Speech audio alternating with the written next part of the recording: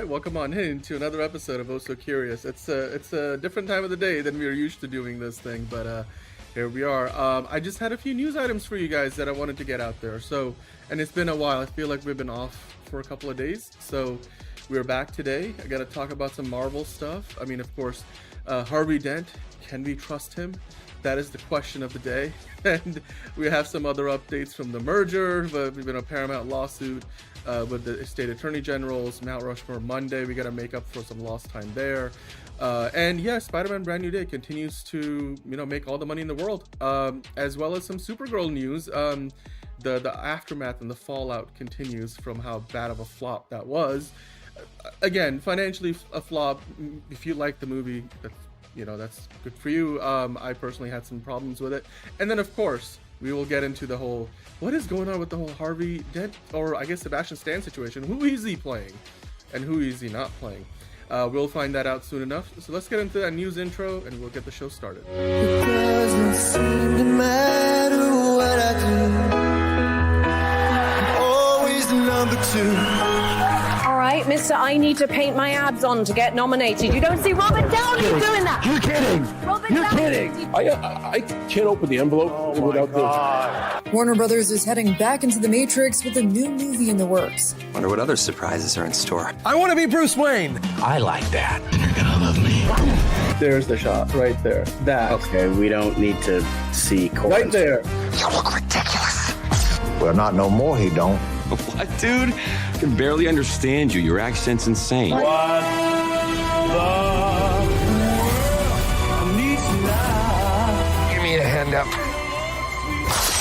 Nope, I'm actually okay. Thank you very much. Oh, wow. Wow.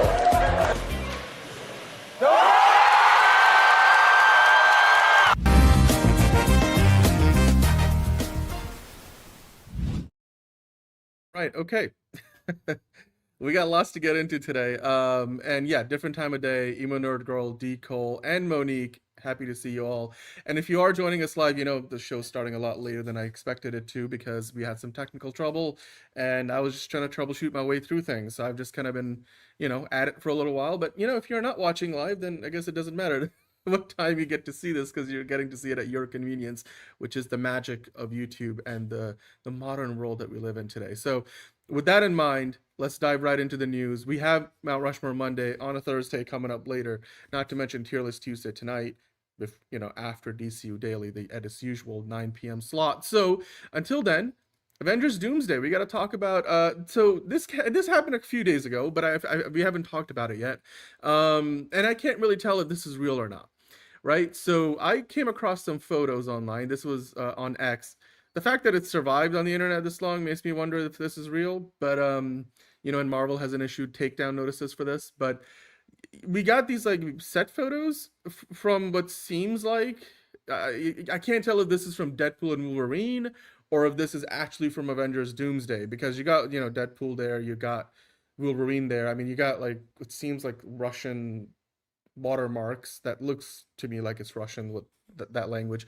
I'm not as familiar. I'm trying to use my For All Mankind and Star City knowledge here. But then you see this shot here and you can see it's kind of like, it looks like Wolverine fighting Tobey Maguire Spider-Man in a mocap suit, and then obviously whatever the bridge or thing location this is, you got a blue screen behind them. Now people are wondering if this is actually real. Now if you guys remember, it wasn't too long ago when this photo was shared of the three actors together, which, look, when Spider-Man No Way Home came out, a few months before it came out, we got the photos behind the scenes of Andrew Garfield, and I think, was it just Andrew Garfield or was it also Tobey Maguire on a blue screen stage filming their parts in the movie, and people are like, oh, this is fake, and Andrew Garfield was literally telling us the exact same thing until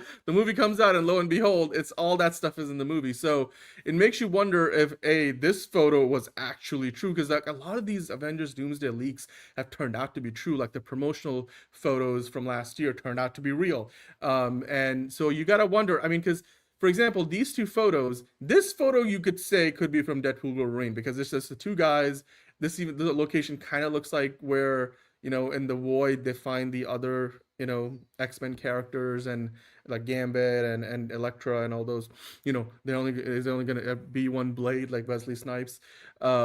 This, on the other hand, looks like something that you might wonder if it is, from the new movie.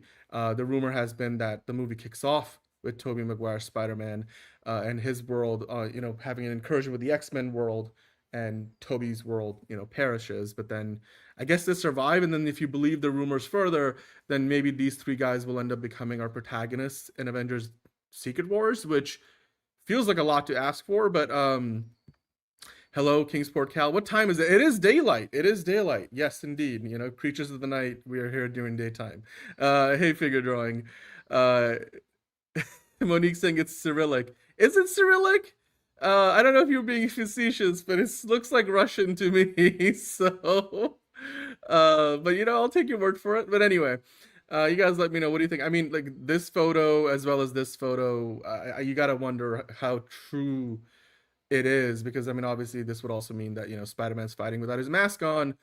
But hey, the end of Spider-Man Brand New Day does show a new spider sighting, and that Spider-Man is like off in the distance beyond Earth. So is that an incursion incoming? Is that Tobey Maguire's Spider-Man? Is it Andrew Garfield's Spider-Man, who once again is denying that he has anything to do with these upcoming Avengers movies? So all things that are very interesting and intriguing. I just figured we'd touch upon that because usually we try not to go too deep into these rumor mill stuff. But hey, you know what? It's interesting considering how close we are now to the movie. I mean, yes, it's still 3.5 months away, but it feels like it's going to be here sooner than we know.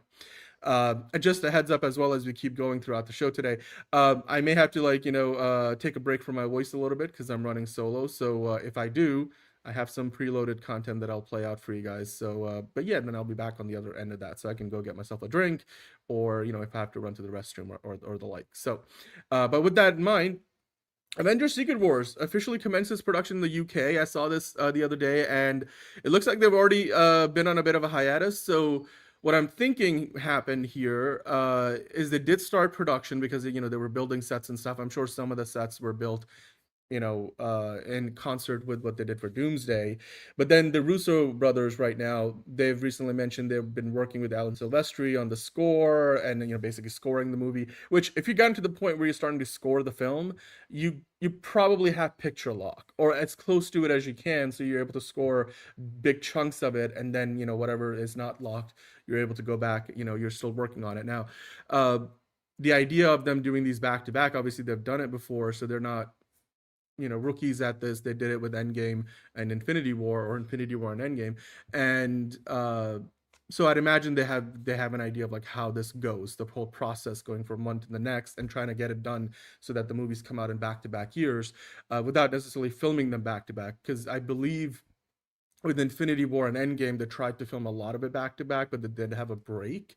Now, again, from the production logistics perspective, I'm not sure how they broke this up, because they might have even shot some stuff out of order, like that was part of what was technically filming Doomsday, but ultimately was going to be for Secret Wars. Like some of the actors have come out and said, like, we shoot stuff out of order. We don't really know where it belongs. There's so much secrecy. We don't even get to see some of the stuff, the parts of the script that doesn't involve us. So a lot of the actors that are in these movies, these big Marvel crossovers, tend to find out where their bits fit once they see the film, or maybe maybe when they get to see a screening before the movie comes out. So it's okay. I get it, like the secrecy, and it's necessary because of course, all the way back to that original intern who made the mistake of leaving an extra copy printed of the script that then leaked on the internet, to every other leaker. And obviously Doomsday, there's been leaks, whether they're technically from Marvel or not. Leaks abound. Chimera saying that other photo looked AI. Well, I mean, again, I'm not sure. I'm not implying that it is real. It's just in recent past, a lot of those leaks from Avengers Doomsday have turned out to be real. So I wouldn't be surprised if that was true. Andrew Garfield can keep secrets. Tom Holland cannot. That's like a water is wet statement. So I agree with you there. Definitely can't argue with that logic. Cyrillian is Russian. Russian, when written with traditional characters, is Cyrillic. When translated English characters, it's written Russian. Wow, wait, that's a mindfuck. Hold on. Cyrillic is Russian. Okay, so I can follow that. Russian when written with traditional characters is Cyrillic. You mean like traditional Russian? Oh, okay. Okay, and then when translated to English, it's written Russian.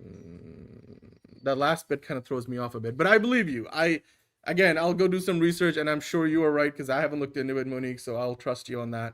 But hey, regarding this whole story with the production, whether it's commencing or it's pause, this news comes from filmbase.uk, which is a great place if you work in the business. It doesn't give you any industry secrets away, but if you're working in the business or if you just want to get a general overview of what's in production in the UK, they put together a list. Like, they'll have projects and categories like in development. You got like the Ridley Scott Treasure Island movie in development. There's another Planet of the Apes movie in development. The Tom Holland Fred Astaire biopic is in development. The Game of Thrones Aegon's Quest is in development. A lot of these movies will end up filming in the UK.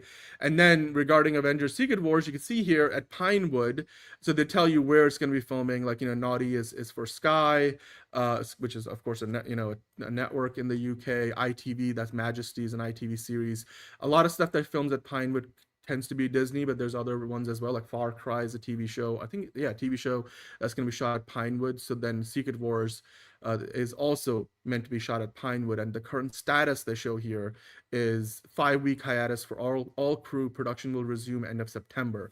But the fact that this is already in prep leads me to believe that they're still only in pre-production. They haven't really started filming, and then the 5-week hiatus probably indicates that the Russo brothers are not even there right now because they're focusing on post-production for Avengers Doomsday. So, which they said they're going to try to do that for as long as they can, right up until it's literally pried away from their hands. So I definitely believe that.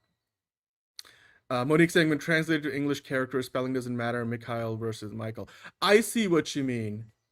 Peter versus Peter. Yes, I've known a couple of Peters who spell it Piotr. Yeah, I think it's definitely more common in Eastern Europe, and I think I even knew somebody who was like Greek, maybe part Greek, like who spelled it that way. There's a Far Cry movie. It's a TV show, Far Cry TV show.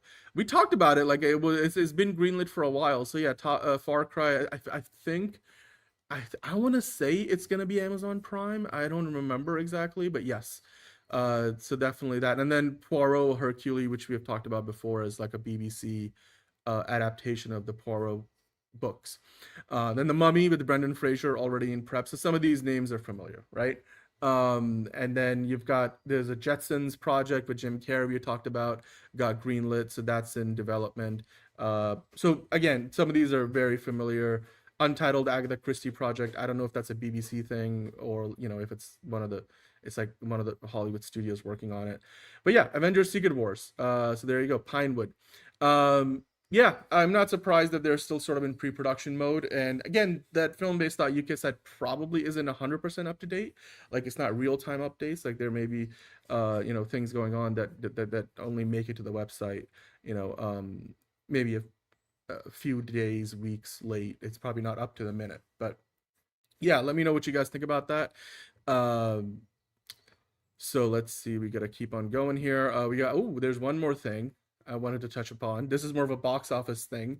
Avengers Doomsday surpassed $35 million in pre-sales 4 months before its release, earlier than any other movie in the history of cinema. That's significant because we've talked about it before. It's not very often that you get to see, a movie go on pre-sales 4 months before it comes out, right? You usually count that timeline in weeks. Like, you'll put your tickets on sale or pre-sales for the movie, I don't know, like 6 weeks in advance, 4 weeks in advance, like a month and some change. But 4 months is kind of unprecedented, but like they did it because obviously there's demand for it.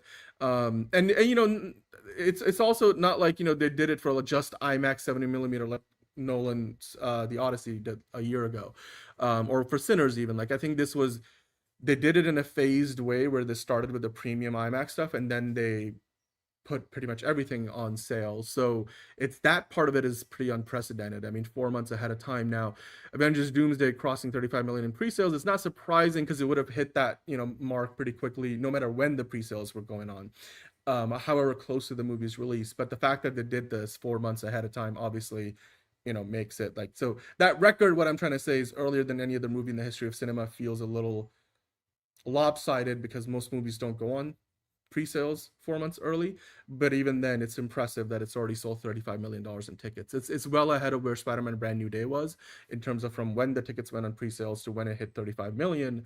And obviously we saw by the end, like by the time the movie came out, it already made like 150 million plus before the movie literally started playing, because that's how good the pre-sales were. And then those pre-sales count into opening weekend, where we got a $360 million domestic opening, $927 million worldwide opening. Domestically, that's a record that beat Avengers Endgame. Internationally, it came in second behind Avengers Endgame, which had a $1.22 billion opening, I want to say. So can Avengers Doomsday with these kind of pre-sales numbers chase down Brand New Day domestically and, maybe try to match or beat Brand New Day internationally, maybe even get to Avengers Endgame numbers? It's very possible. It's very interesting. And yeah, Kingsport Kyle, it does look like, according to filmbase.uk, that more seasons of Black Mirror are yet to come. Hello, David Lynch fan 90. How come movies like Ghost Rider and X-Men are starting shooting after Batman 2 and releasing at the same time? Well, that's a good question. I have a feeling that has a lot to do with the fact that it is just, Matt Reeves kind of works. He's known in the industry to kind of like move a bit slow. Now, obviously, he's got the receipts because in terms of quality, he's delivered. But Marvel, like, for example, Marvel, it runs like a machine, a well-oiled machine. They tend to get this stuff done at a rate which almost feels like they're, like running movies on a factory line. That may seem like a bad thing because most people look, when they mention that, it's like, oh yeah, because that's they're doing it like they're making products on a factory line. That must mean that these movies aren't unique and interesting. But Marvel has plenty of interesting movies. But that being said, Marvel also, I think you got to give them kudos that they're able to have a process that they've nailed down and streamlined to the point where they're able to do this, where, okay, so we announced the cast, we announced the movie in 2026, and we got to release it in 2028, and we're going to turn it around.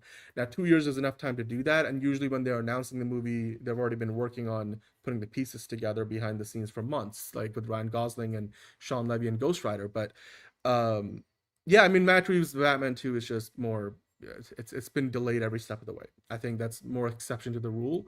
Marvel, for example, the Fantastic Four First Steps, they started filming that movie a day before or a day after Superman wrapped production, and the movies came out like 2 months apart, right? Superman came out 2 months early, or like not even 2 months, like a month apart. So it's very possible, like, the Marvel can push these out at a more protracted, or not protracted, the opposite of protracted, a more of a expedited schedule, and still get a decent quality movie out there. Now, not every single Marvel movie is going to do that. For example, I feel like Ryan Coogler is spending a lot more time in Black Panther 3 relative to Ghost Rider and X-Men. And he's already been working on the script for longer, versus like Sean Levy just probably recently onboarding Ghost Rider. And those movies come out months apart in 2028. So yeah, I think for most big Hollywood blockbusters, 18 months is a good timeline from like day one to when you are, and sitting in a movie theater watching it. And that's plenty of time, like between now and July 2028 for Ghost Rider to, and the X-Men in May 2028 to get out the door. It's just the way Marvel operates. I know James Gunn likes to give himself more time for post-production. So like, for example, with Man of Tomorrow, they're going to finish filming in a month or two, and then they'll have all the time from then till the movie releases next summer. So yeah, it does vary, but it's not I was trying to give you guys, there's more nuances to it than even I'm kind of simplifying it, but hopefully I answered your question there. I just want to take a quick break before we get to the Spider-Man segment, because that's where we're going to next, talking about Tom Holland and all the money that he's making. But while I do that, I don't believe you guys ever saw John's out of theater review for Spider-Man Brand New Day. So why don't we take a look at that, and then I'll be talking about how much money Tom Holland, he's making RDJ money now for the MCU. So yeah, I'm gonna break that down a little bit. Let's take a look at let's just take a look back at what John thought walking out of the movie talking about Spider-Man Brand New Day before we talk about the movie. Okay, I just got out of Spider-Man Brand New Day in my house. I was with people, so I couldn't do it in the car. But I thought Spider-Man Brand New Day is 100% a step in the right direction. I don't think it was perfect, but the things I did like, I'll keep it as spoiler-free as I can. Tom Holland actually felt like Spider-Man. We were on that way in No Way Home, but now we finally got Tom Holland 100% fully feeling like Spider-Man here. John Bernthal, probably the best part of the movie. Sadie Sink in her role was very good. Zendaya, Jacob Batalon, all good. I would say this is probably the best we've seen Hulk since the 2008 movie. Like, small moments, but, like, so good. And I was like, wow, okay, Mark Ruffalo can actually be Bruce Banner Hulk. That's amazing. The action scene's tremendous. I mean, I haven't seen Shang-Chi, but one of the few things that people really say good things about with that movie are the action scenes. So that makes sense. I thought it had good character development. The humor was actually good and not, for the most part, cringy Marvel humor. Once in a blue moon, there is that, but not nearly as bad as some other movies or previous movies in this franchise. But for the most part, very well done.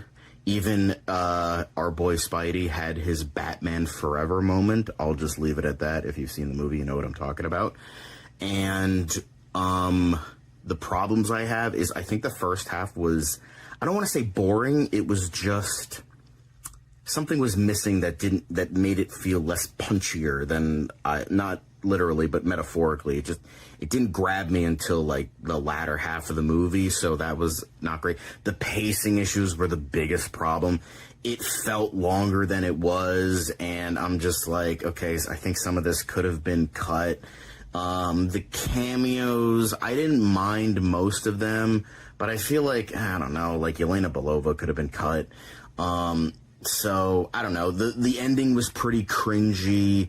There are some weaker moments throughout, but it doesn't impede the movie majorly. Maybe I'll change my mind if I see it a second time or whatever. But for the most part, I thought it was a very, very good movie.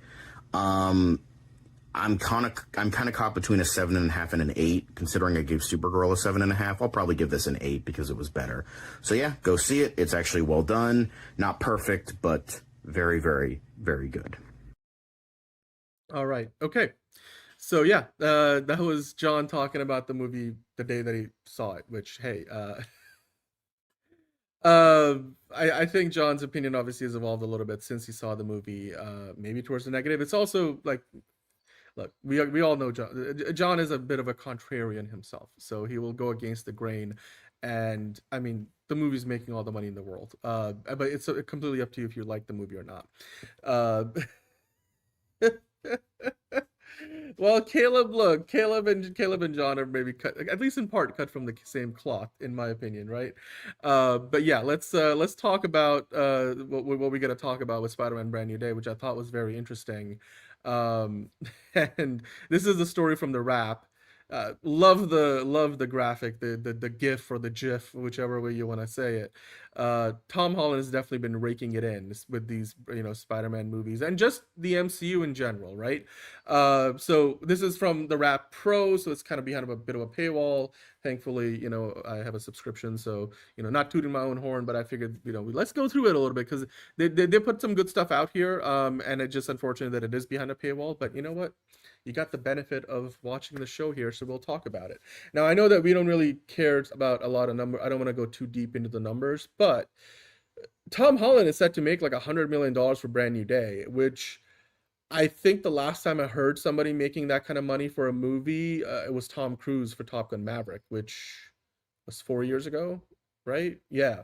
Now, of course, you've got a 30-year-old actor here. I mean, he's like half the age of Tom Cruise, and the fact that he's already hitting these numbers, it's very rare in the 21st century that you have actors who are able to pull that kind of money for a single project. Like Jim Carrey, Jack Nicholson, like these people, like back in the night, Julia Roberts, like in the 80s and 90s when star power mattered more for the movie's bottom line, those stars commanded huge salaries.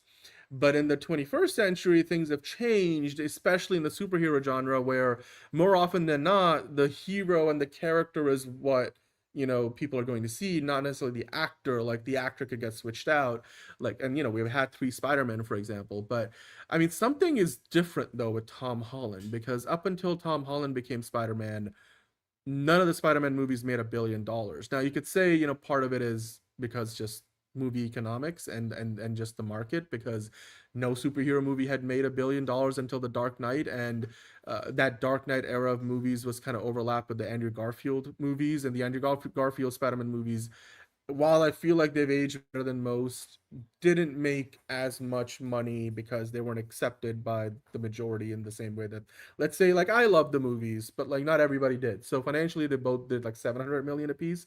But then you get the first, you know, Tom Holland movie made 800 million, and that was his second appearance after already being in Civil War, which was itself $1 billion movie. And then you got to, of course, you know, the 3 sequels since, each of those had made $1 billion. The last one almost made 2. This one, Brand New Day, has easily crossed 2 billion. So, you know, and then 2 Avengers movies came out in between that, and I'm sure there'll be other crossovers. Maybe he's going to show up in the upcoming Avengers movies, but Tom Holland definitely feels like, you know, like something has clicked in a way with Spider-Man and Peter Parker, and you know, maybe and then you could say maybe it's not to do with the actress, the MCU effect, but you have to give credit somewhere, right? Because Tom Holland is now at a point in his career where he's also kind of like a producer on these. It's sort of like, the best way I can describe it, because this is also Sony, and it's kind of ironic because for the most part, with Daniel Craig's run as Bond, Amazon, and they hadn't owned MGM at the time, so MGM would be releasing most of those movies through Sony. So that's kind of the common thread. It's a pretty loose thread because it was still mostly an MGM project. But Daniel Craig became like a actor producer in the James Bond franchise, and so he made sure that, you know, he's talked about it in interviews, that he would bring in, you know, the best people for the jobs on the set. Like, for example, the director of photography, Roger Deakins, came in and did Skyfall. I think it was Skyfall. And like, you know, bringing in like the best director, Sam Mendes, and like, you know, it's just at every step of the way, he wanted to do what was best for the franchise, similar to what, you know, Tom Cruise had been doing with Mission Impossible. To a lesser, you know, I mean, maybe not to the right effect toward the end, but certainly at the peak of the Mission Impossible franchise, like from like I think 4 through 6, like there was like 3 movies in a row, which I'm like, those 3 are absolute bangers, maybe even better than most Bond movies. But here you could see the way he talks about it now, Tom Holland is kind of in that role with the Spider-Man franchise, more so than even Toby and you know, Andrew ever were. And especially even Toby, like Toby did this long enough that, you know, he could have been, he had a chance to play that part for quite some time, because he was playing Spider-Man for what, like 7 years, something like that. So, but that being said, I mean, Andrew Garfield, relatively speaking, was not around for as long. So you can imagine why his influence didn't go as far. But I mean, Tom Holland, on the other hand, yeah, it's easily just he's raking it in, and I think rightfully so. I mean, I don't know what you guys think, because is it deserved? Like, Figueroa is saying, ironically, if Tom Holland was actually Spider-Man, the public would know within a week. They would. I mean, but you know what? Also within the franchise, you know, like the secret gets out, not because he lets it out, but like, you know, obviously like J.J. Jonah Jameson lets it out. But so yeah, I mean, I guess it was a little meta how things play out in his movies. That being said, I did want to bring this in real quick because it's part of the Wrap article, and I think it's really where, you know, where the rubber meets the road. Tom Holland's Spider-Man salaries, according to the Wrap, like in Spider-Man, well, not Spider-Man, but like in Captain America: Civil War, his debut, he only got $250,000. Now this is a teenage Tom Holland, who obviously you guys remember. I mean, it's like you go back and watch it now, it's like, holy shit, time passes by, right? Because he's grown up on the screen with us, and you notice the difference more now because it's been such a long time. Like, it's been 12 years now since Civil War came out, or actually 10 years, I should say, 2016. Then in Spider-Man: Homecoming, his first solo outing, he made $500,000. Now these numbers account for just the salary, not the back end points. So yeah, then Spider-Man Far From Home in 2019, he got a $4 million paycheck. So quite a bit of a bump because obviously the previous movie did so well, and then Far From Home made $1 billion. And then usually the numbers keep on going up. But then, now that he had $1 billion Spider-Man movie under his belt and a couple of Avengers movies that are not mentioned here, he ended up getting 10 million for Spider-Man No Way Home, which again, for a nearly $2 billion movie, Sony was like, that is a worthy investment. Now, of course, since then, 4 years have gone by, and now we get Spider-Man Brand New Day, and you see there, it's a bit of a range because we don't know exactly where the final number will land in terms of his initial salary. That number they haven't been able to verify it, but $20 to $25 million, that's just the base salary that he has made for Brand New Day. So Tom Holland raking it in. I mean, just you count the number, let's say on the high end, 25 plus 10 is 35 plus 439. Then maybe you kind of add another $750,000 on top of that. So $39 million, 750,000. Basically, he's made almost 40 million just in the base salary, which I was mentioning before, like Tom Cruise, 2022 Top Gun Maverick, but in the MCU, I find it to be so meta that it's just kind of the same. Like it's like in the movies, Tom Holland Peter Parker is sort of like Tony Stark's prodigy, and even in Brand New Day you kind of see that a little bit when he's making his suit, and like he's got this setup and he's got his like AI and Evie's doing prototyping. It to me visually threw me back to like the days of Iron Man with Tony Stark, especially the first couple of those movies where you see Tony in his lab kind of tinkering around with the suit and stuff. So yeah, I mean it was a bit of a throwback. And then you could see here the numbers also line up in IRL with Robert Downey Jr. and how much he was making with these movies. Now RDJ is back in Avengers Doomsday, so I'm sure he will probably have he's already got a very favorable contract for that. We don't know what his back end points deal is, but probably very lucrative. But yeah, it's kind of interesting that Tom Holland's following in RDJ's footsteps as the new highest paid actor in the MCU, except RDJ is kind of back, so like we'll see if he can top the number that Holland's making. But so it's sort of like the real life reflects the movies in that sense. I just found that to be a little cool connection there. Hunter Iggy saying, what if Sony sold Spider-Man back to Marvel for $30 billion and let the stock fall at WB so Sony buys WB? That's interesting. That's a very interesting theory. You should pitch that to Tom Rothman, because the only hole I can poke in that theory is I don't know if Disney's gonna want to pay $30 billion for Spider-Man. It's probably worth it, but you're making a really long-term investment, because it would take you like 10 years, even with the merchandise. I mean, they already have the merchandise rights, so it's really what you're paying for the movie rights. So yeah, more than 10 years, quite frankly. If you're like, for example, all of Lucasfilm was sold, I believe, for like $8 billion. I want to say something like that. It was like, or 4 or 8, somewhere like that. It was a little over 10, maybe 20% of what you were suggesting here. And that's Star Wars. That's all of Star Wars. That's all of Indiana Jones and everything else Lucasfilm brings to Disney. Pixar was sold for even less years ago to Disney. Amazon bought MGM for $8 billion. So yeah, a $30 billion would be a high asking price, but it would also definitely go a long way towards funding a depressed asset that would be Warner Brothers, if the Paramount merger doesn't go through and then Sony comes in and swoops in for the deal. And then I have a feeling Sony wouldn't commit to anything like, oh, we're going to keep both studio lots alive. They'll probably be like, we're going to kill either the Columbia lot, or we're going to kill the Warner Brothers lot, or sell it off as, theoretically, sure, maybe it could work. I think the only thing they're holding this theory back would be Disney probably not wanting to cough up $30 billion while they already have tens of billions in debt that they're already servicing. So, but it would be interesting. It would be interesting. Hello, M2G. Welcome on in. A special daytime show here today. We are going to be doing our usual double header tonight. Well, usually Thursdays are not double headers, but we got Tier List Tuesday to make up for. Tier List Thursday? Yeah. So yeah, this here global box office say, that Tom Holland has beaten RDJ to become the highest paid actor in 2026.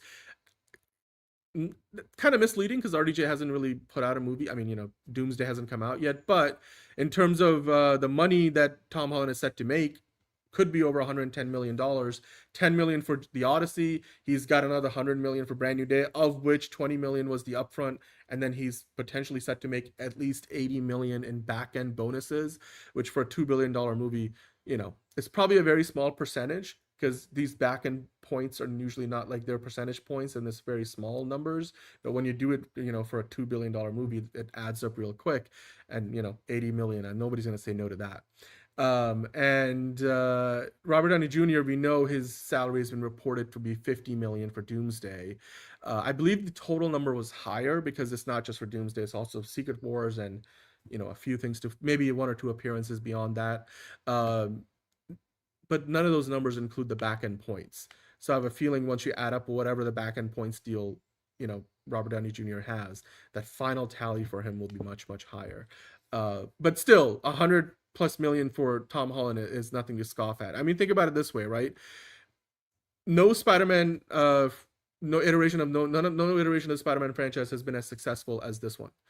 Not even close. Even the Tobey Maguire movies, they all average like 700-800 million, but at this point, Tom Holland Spider-Man is averaging like well over $1 billion per movie. So I mean, he's at least by virtue of the money proven that he's the ultimate Spider-Man, I would say. But also, it's like he's a very likable person, and he's also very much in the public eye, and you can't really find a bad thing that anybody has said about him. And then you got Zendaya there, and in the public eye, and then with him they're a couple. They're married. It's just, we have always, it's kind of funny that every single Spider-Man, live action Spider-Man couple has ended up together, like not like together and like getting married together, but they were dating. Like, Emma Stone was dating Andrew Garfield. Tobey Maguire for a little bit was dating Kristen Dunst, but yeah, I mean, but Zendaya and Tom Holland have been doing it now longer than any of those other pairs, and they got married. So it's just, it works. It kind of works. But yeah, and $927 million global opening for a solo movie was kind of insane to think about. Like, only Avengers Endgame has been anywhere in that stratosphere with 1.2 billion, and they had like 50 Marvel actors in it, right? So hello, dark lead Eric. But yeah, I mean, Tom Holland is also super reliable in regarding his public persona. That's exactly what I mean. He's like, he is he's very safe. Like, he's somebody, and it's not a bad thing. It's like, when you are putting for Sony the weight of your studio, because it is their biggest franchise, is their biggest money maker. Literally, Sony's stock, everything, their studio's value, all of that is predicated on the Spider-Man franchise. You want to have somebody who's reliable. Like, we have a video on the channel, it's been there now for like a year, comparing Spider-Man No Way Home to The Flash, because they both had elements of nostalgia, bringing back old actors and roles, that they used to play, and doing multiverse stories. And outside of the many other reasons why those two movies were so different, and one was very successful, the other one was not, one of the big and underrated pieces, maybe not underrated anymore, but like one of the biggest pieces, was that Ezra Miller was the opposite of reliable, and couldn't really be somebody who was, you could trust to just be there and have a good positive public image. Like, quite the opposite. And Tom Holland is that, right? Like Figure Drawing saying, it's hard to quantify in monetary terms, but he's a proven investment, and that's the key. Like, Daniel Craig was that for Bond, right? The only actor I can think of who really had, Sean Connery had ups and downs, but like, he also did a unofficial Bond movie technically. But yeah, I mean, most Bond actors I can't think of, like, the guys who played the role for years and years. Roger Moore, for example, I don't remember particularly if there were any huge scandals around him. So like, yeah, it's just, or like Michael Keaton did it for 2 movies, Christian Bale did it for over 12 years, and he's also somebody who was like very reliable playing Batman. Maybe that's a better comparison. Hugh Jackman, he's had his ups and downs somewhat, but like for the most part he's stayed clean. So yeah, I don't think I'm sure Tom Holland and Zendaya do things in private that we don't need to talk about. But MTG saying MCU Spider-Man with MCU crossover characters in every film doesn't hurt. It's true. It does help. It does help that they always end up putting some other MCU characters in his movies, but that's the benefit of the deal. That's why Sony made the deal. So like, that's definitely, favorable, but still, I don't think that entirely makes up for the fact they could have done that and still made like 700-800 million dollars, right? And that would be successful, but like for them to be doing the kind of numbers that only Avengers and Star Wars and Avatar movies have done, still, I think you got to give Tom Holland credit. Like, it's not just that, the Punisher is there, or Iron Man is there, or Doctor Strange is there, or the Hulk is there, or Jean Grey is there. It's because it's Spider-Man. Like, it's just, think about it this way: if you take all those ingredients and add them to another superhero movie, would it do as well as the Spider-Man movie did? Right? It's just it. So I'd say the credit still is due there. Hey Brian, hope all is well. I do sometimes wonder if Tom Holland only works as Spider-Man since he doesn't work as Nick Drake or Chaos Walking. True. I mean, I've thought about that too, like the fact that he's really not been able to expand his portfolio of franchises. But I mean, the fact that he's now starting to kind of build a few other, bits where they're not necessarily franchise movies, but like the Odyssey, for example, which he got a decent paycheck for, 10 million for a supporting role, and it's not going to have sequels probably. And then he's working on the Fred Astaire biopic. I don't know if they're ever going to do what was that other I'm forgetting the, like, basically the Indiana Jones-esque game. Somebody's gonna give me the name. I'm is blanking on it, but yeah, Chaos Walking being one that didn't really work. But yeah, Nathan Drake, I think. Yeah, Nathan Drake. Anyway, not everything works. But honestly, if you're Tom Holland, are you complaining? 110 million just off Spider-Man. You got another 10. You got another, like, a few million coming off the Odyssey. I don't know if you had back end points on that, but he's doing just fine. I think I like RDJ is doing just fine. It's like, just because he wasn't able to expand his career beyond all that much, he's doing fine. Tom Holland's a good person. He's a good dude. So what else can you do? It's like, I give him credit, and I again, he's had some help, but yeah, I think he's a good person in real life, and I think, like you guys said in the chat, he deserves a success. And the movies have been good. Like, I thought Destin Daniel Cretton made probably the best Spider-Man movie that we have seen in almost like 2 decades. So yeah, I think he deserves some of that credit at least. And you know what? Also, the money helps. But yeah, let's keep going. Yeah, exactly. Kingsport Cal, being Spider-Man would be enough for a lot of actors. Like, pays the bills, way more than that. Like, you've got yourself set up, and for generations, your family set up for your kids, grandkids, right? That's generational wealth that he's building, and he's winning in life. He's got Zendaya, and of course, like, come on now. Not only because Zendaya is also another big movie star, but also just because, again, Zendaya is also another, person she's a good person in real life. You rarely hear anything bad about her, if at all. So yeah. Brian saying it wasn't a knock at Tom Holland the person, just the idea of a movie star versus this one specific Peter Parker role. True, but I was mentioning before, like, that's also just the way things are today in Hollywood. Movie stars don't really exist the same way that they used to.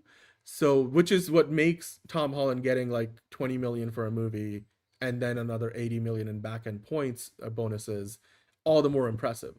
Like, I was reading an article in comicbookmovie.com. There once upon a time, I think it was in one of the late night shows, this actor Tom Hollander accidentally received a bonus check, like, from the the back end points deal that Tom Holland had in one of the Spider-Man movies.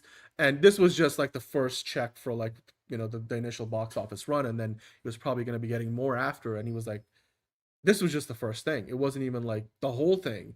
And it was like a mid 7-figure sum. Like, it was more money than Tom Hollander had ever seen in his life. So these back end bonuses are, they end up piling on. It's the kind of thing that very few actors can command. And yeah, I think it's impressive. I have a feeling that if he's making 80 million or more in back end points on Brand New Day, he probably made something similar for No Way Home. Not to mention those Avengers movies and everything that came before it. Probably lesser for the things that came before it, but I wouldn't doubt it if, like, he's collected all in all $500 million in earnings just from the Spider-Man franchise and the extension of that character in the other MCU movies, which, kudos to him. And you know what, at that point, if you never had another movie that made any money, I wouldn't mind at all, because, like, as an actor, or as somebody who wants to, act in other things and not be just known for just one character, I'm sure like on that level it matters to him, but he's doesn't seem all that worried about it. Like I think the Fred Astaire biopic also will be something interesting, very different from anything he's done before, but clearly he's a great fit for the role. Now, Spider-Man Brand New Day also crossed the $800 million mark at the box office. This is not from today. This is from a couple of days ago now, but it was the fastest film to ever hit that milestone. I'm sure you've heard about it online. 19 days is all it took. The Force Awakens took 23 days. It holds the record domestically at 937 million. And that's why I think the fact that this movie is running 4 days ahead of The Force Awakens, why we think Spider-Man Brand New Day is going to break that all-time domestic record. So basically making more money at the domestic box office than any other movie ever, which The Force Awakens is currently the number one. And Spider-Man is getting to be about 100 million away from it.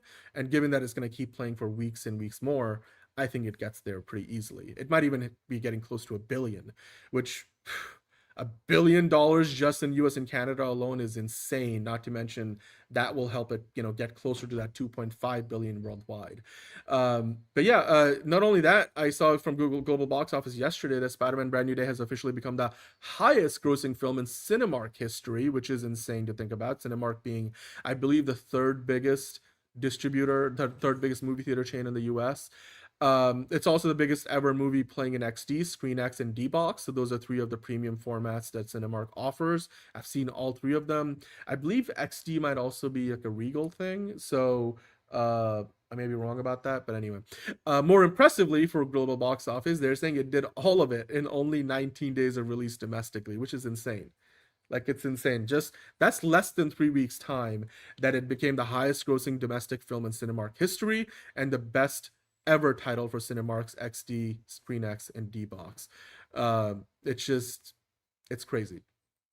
It's, again, the numbers keep piling up, and all good things, and that's why Tom Holland's getting that $80 million back-end points bonus on top of a $20 million salary. So yeah, I know, Tony.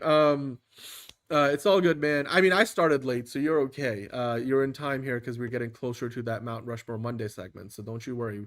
You're doing just fine. And we've got more stuff tonight, so, don't you worry. There's plenty of Also Curious and DCU Daily on today's schedule. Brian saying, I admit I have been getting better at calling him Tom Holland rather than Tom Parker or Peter Holland. That's good. That's good. I'm glad you are. I mean, wasn't there like another Tom Holland? I feel like it's like... isn't there another Tom Holland, not as famous as this Tom Holland?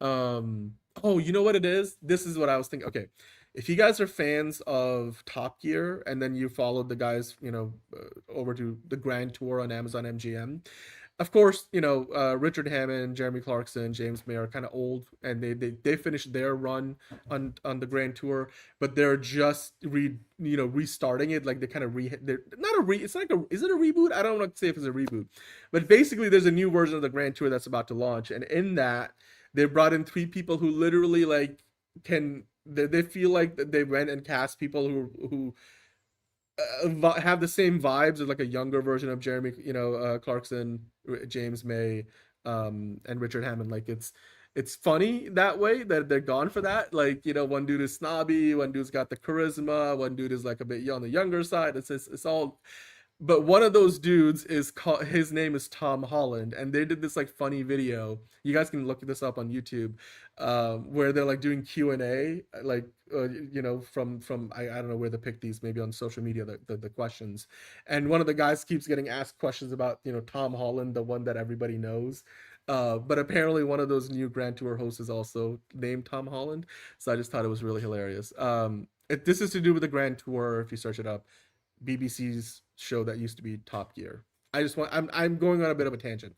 Again, if you are a Top Gear fan, if you watch the Grand Tour on Amazon Prime, you'll get what I'm talking about. Other than that, Spider-Man Brand New Day making money and getting closer to $1 billion domestically, well over $2 billion internationally. Let's see if he can chase down Avatar: The Way of Water records, as well as Avengers Endgame, and then you got, of course, the original Avatar movie still at the very top of the list with $2.9 billion. So with that in mind, let's move on to the business of Hollywood. Again, the part of the show that we have to get through to get to Mount Rushmore Monday. So and with that in mind, let's quickly kind of get through a few bits of news.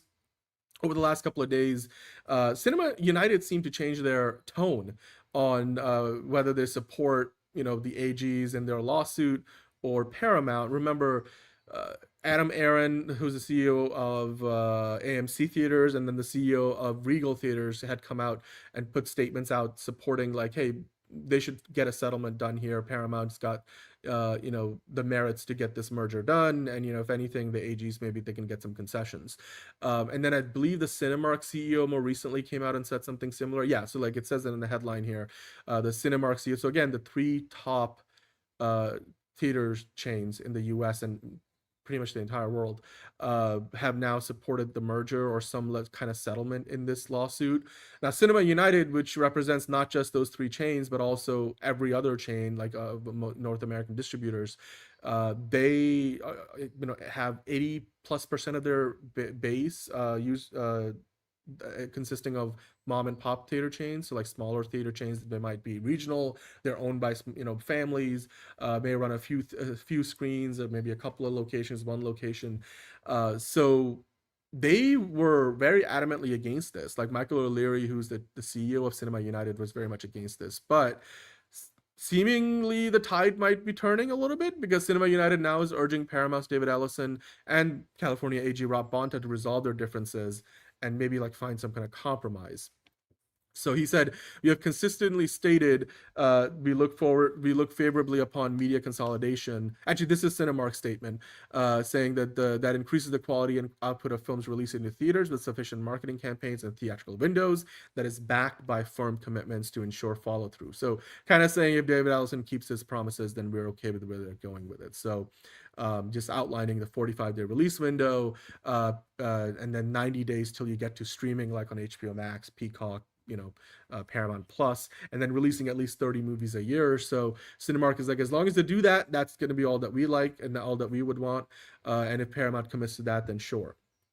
Now, for Cinema United's part, this was kind of more interesting to me because they were very strongly opposed to this. So, when you get this statement, the latest statement from Cinema United saying they're encouraging both parties in the lawsuit to meet in the immediate future and discuss all possible avenues for resolving the state of California's pending challenge to Paramount's proposed acquisition of Warner Brothers Discovery. That, to me, I don't know if this means that they were bribed or if this was like something where they just did a 180, because they're not saying like, Paramount's got the right idea. They're just saying we want some resolution, which, again, we here don't have a lot of skin in the game other than like the movies that we will get to see or not get to see. But for people who work in the industry, like Cinema United, like who are talking to mom and pop theater chains and everything, they're seeing that like the longer this goes on, I mean, yes, it's one of those things where, what would you do, Alfred, if you were me? Take it, because that's what Batman's supposed to do. Like, you could take it because they can make the hard choices. And the only way I feel like the merger is ever going to get stopped, if it is to be stopped, is if you really take some short-term pain in order to get maybe some potential long-term gain, but no guarantees there. So I think what's happening here, Cinema United is hearing from theaters like, look, we're starting to see the impact of like two of the top 5 studios in Hollywood being in limbo, and that causing downstream effects of movie release dates getting shuffled around and maybe not getting as many movies confirmed for like the 2027 2028 calendar years. You've seen like Warner Brothers, the studio, lose a couple of high level executives to Amazon Prime and Netflix. There's other bigger contracts coming up for renewal next year before the trial will have concluded. So like the Directors Guild and IATSE also were like, some kind of compromise would be nice. Teamsters are very much against it. The writers are obviously part of the lawsuit. So it's there's a lot going on here. But yeah, it's going to be interesting to see which way the wind goes eventually, or whatever the tide flows, or whatever the thing is. But Cineplex, I believe, is part of Regal. So yeah. Am I muted? I don't know. You guys can hear me, right? Anyway, Paramount can't even figure out that Avatar was a great popcorn movie and wasted it to try to boost their Paramount Plus numbers. Even Netflix and Amazon figured out they make more putting movies in theaters first. You're right about that. I mean, look, Paramount has made a commitment to putting a lot of movies in theaters. It's just that the big thing is it's hard to prove.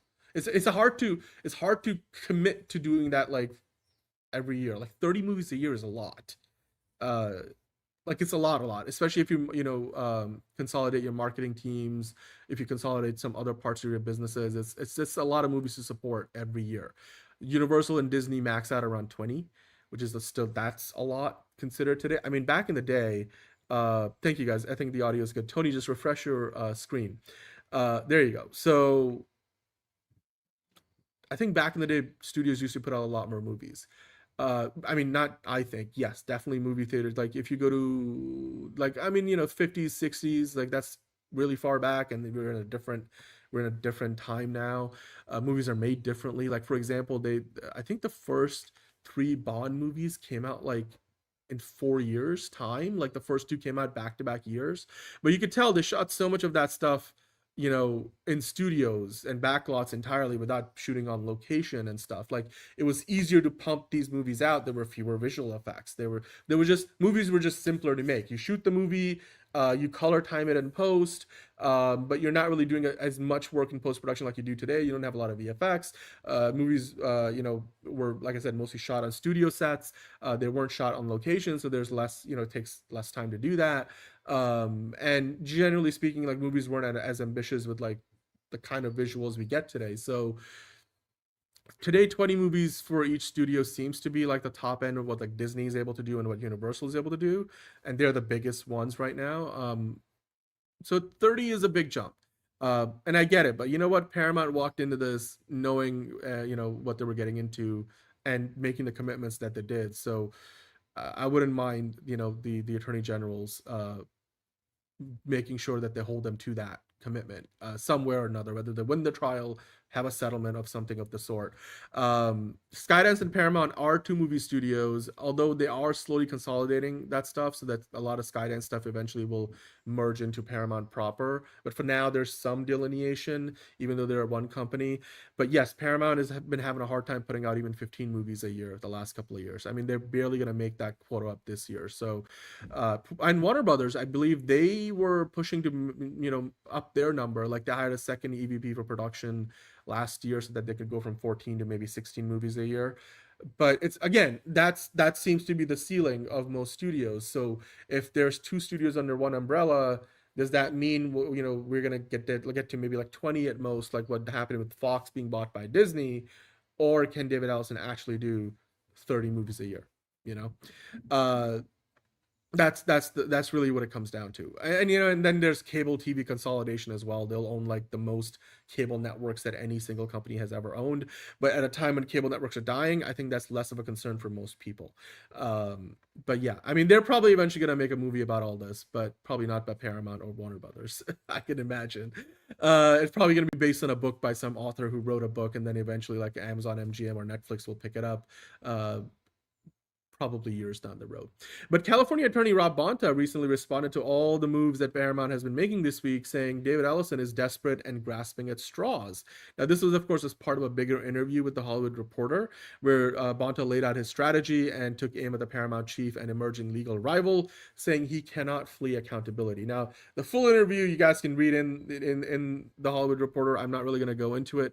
But basically, Rob Bonta ain't taking this lying down. Like, Paramount has been making some big boy moves this week, asking for a bond from the AGs to cover the potential gap in the loss in earnings and and the ticking fee that they want to cover, that Paramount would accrue the longer this deal doesn't go through.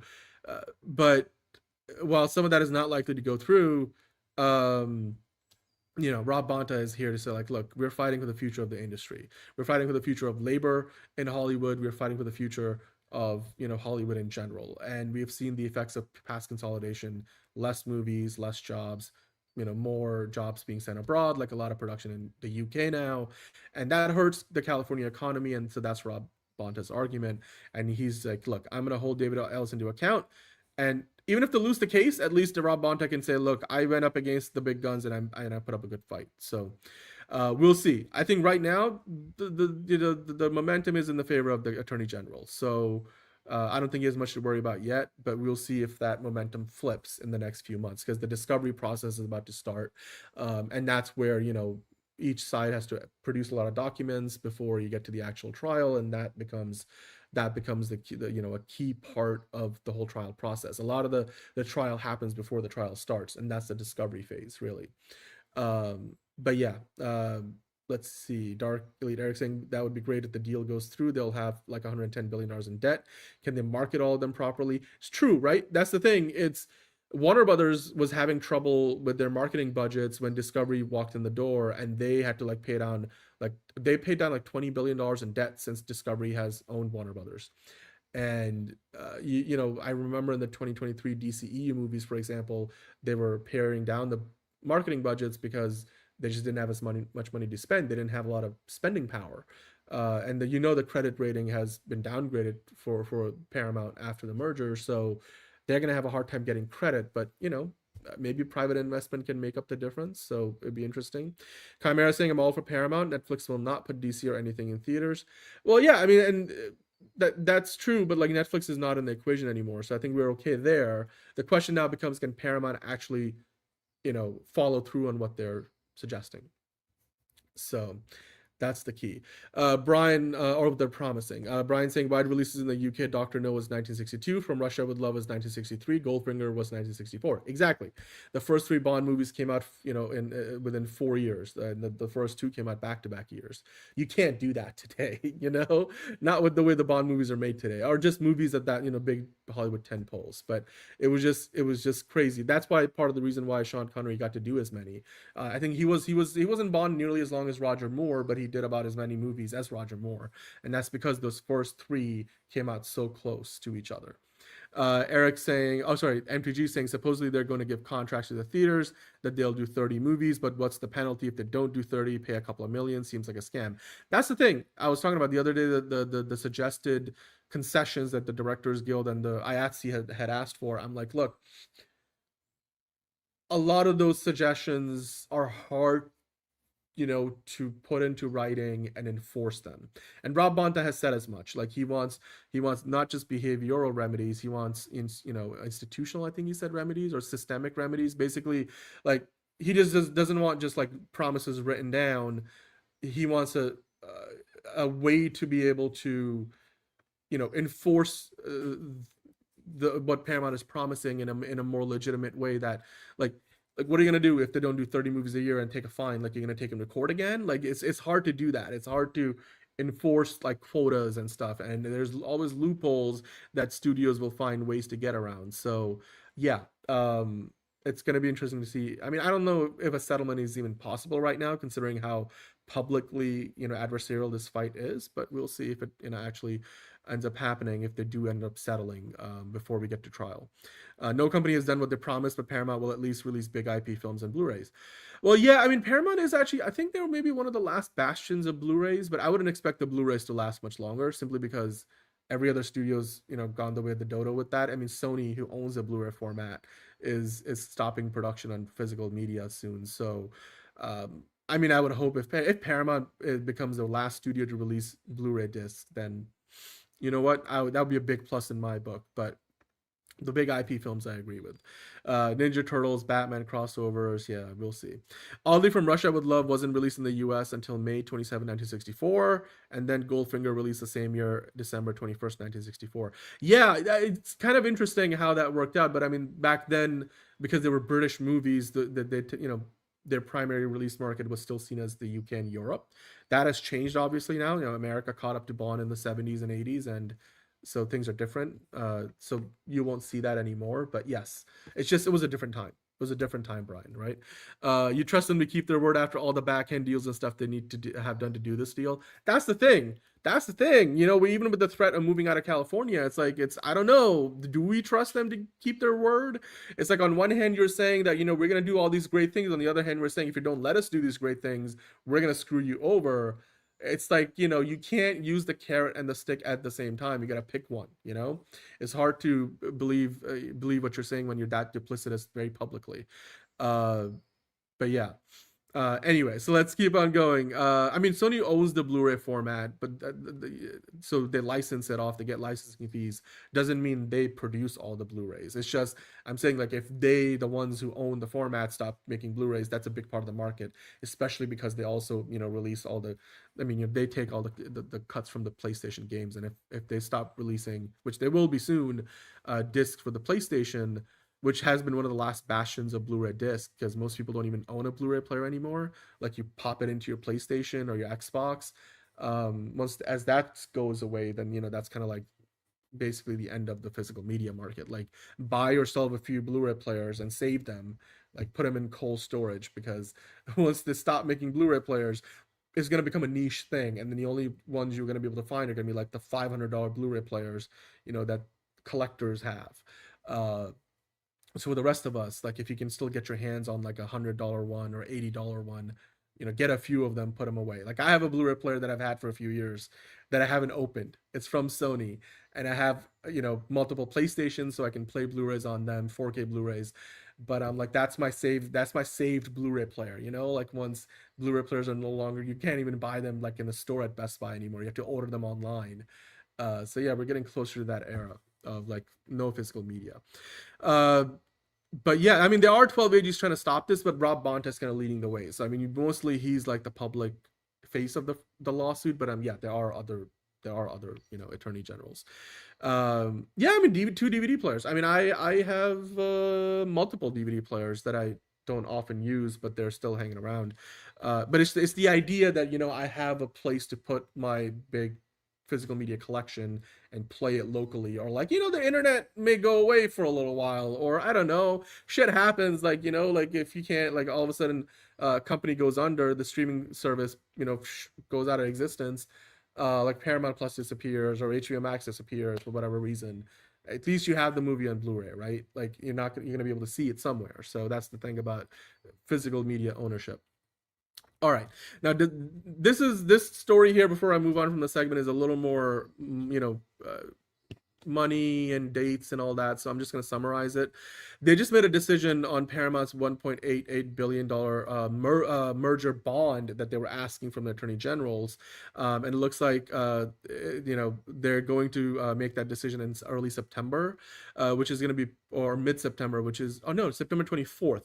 So September 24th, which is like a week from when the ticking fee starts going in. So basically Paramount won't find out if the judge is going to require them to cover their ticking fee with the bond, the attorney generals, until a week before the ticking fee starts. So that's basically what this article is about.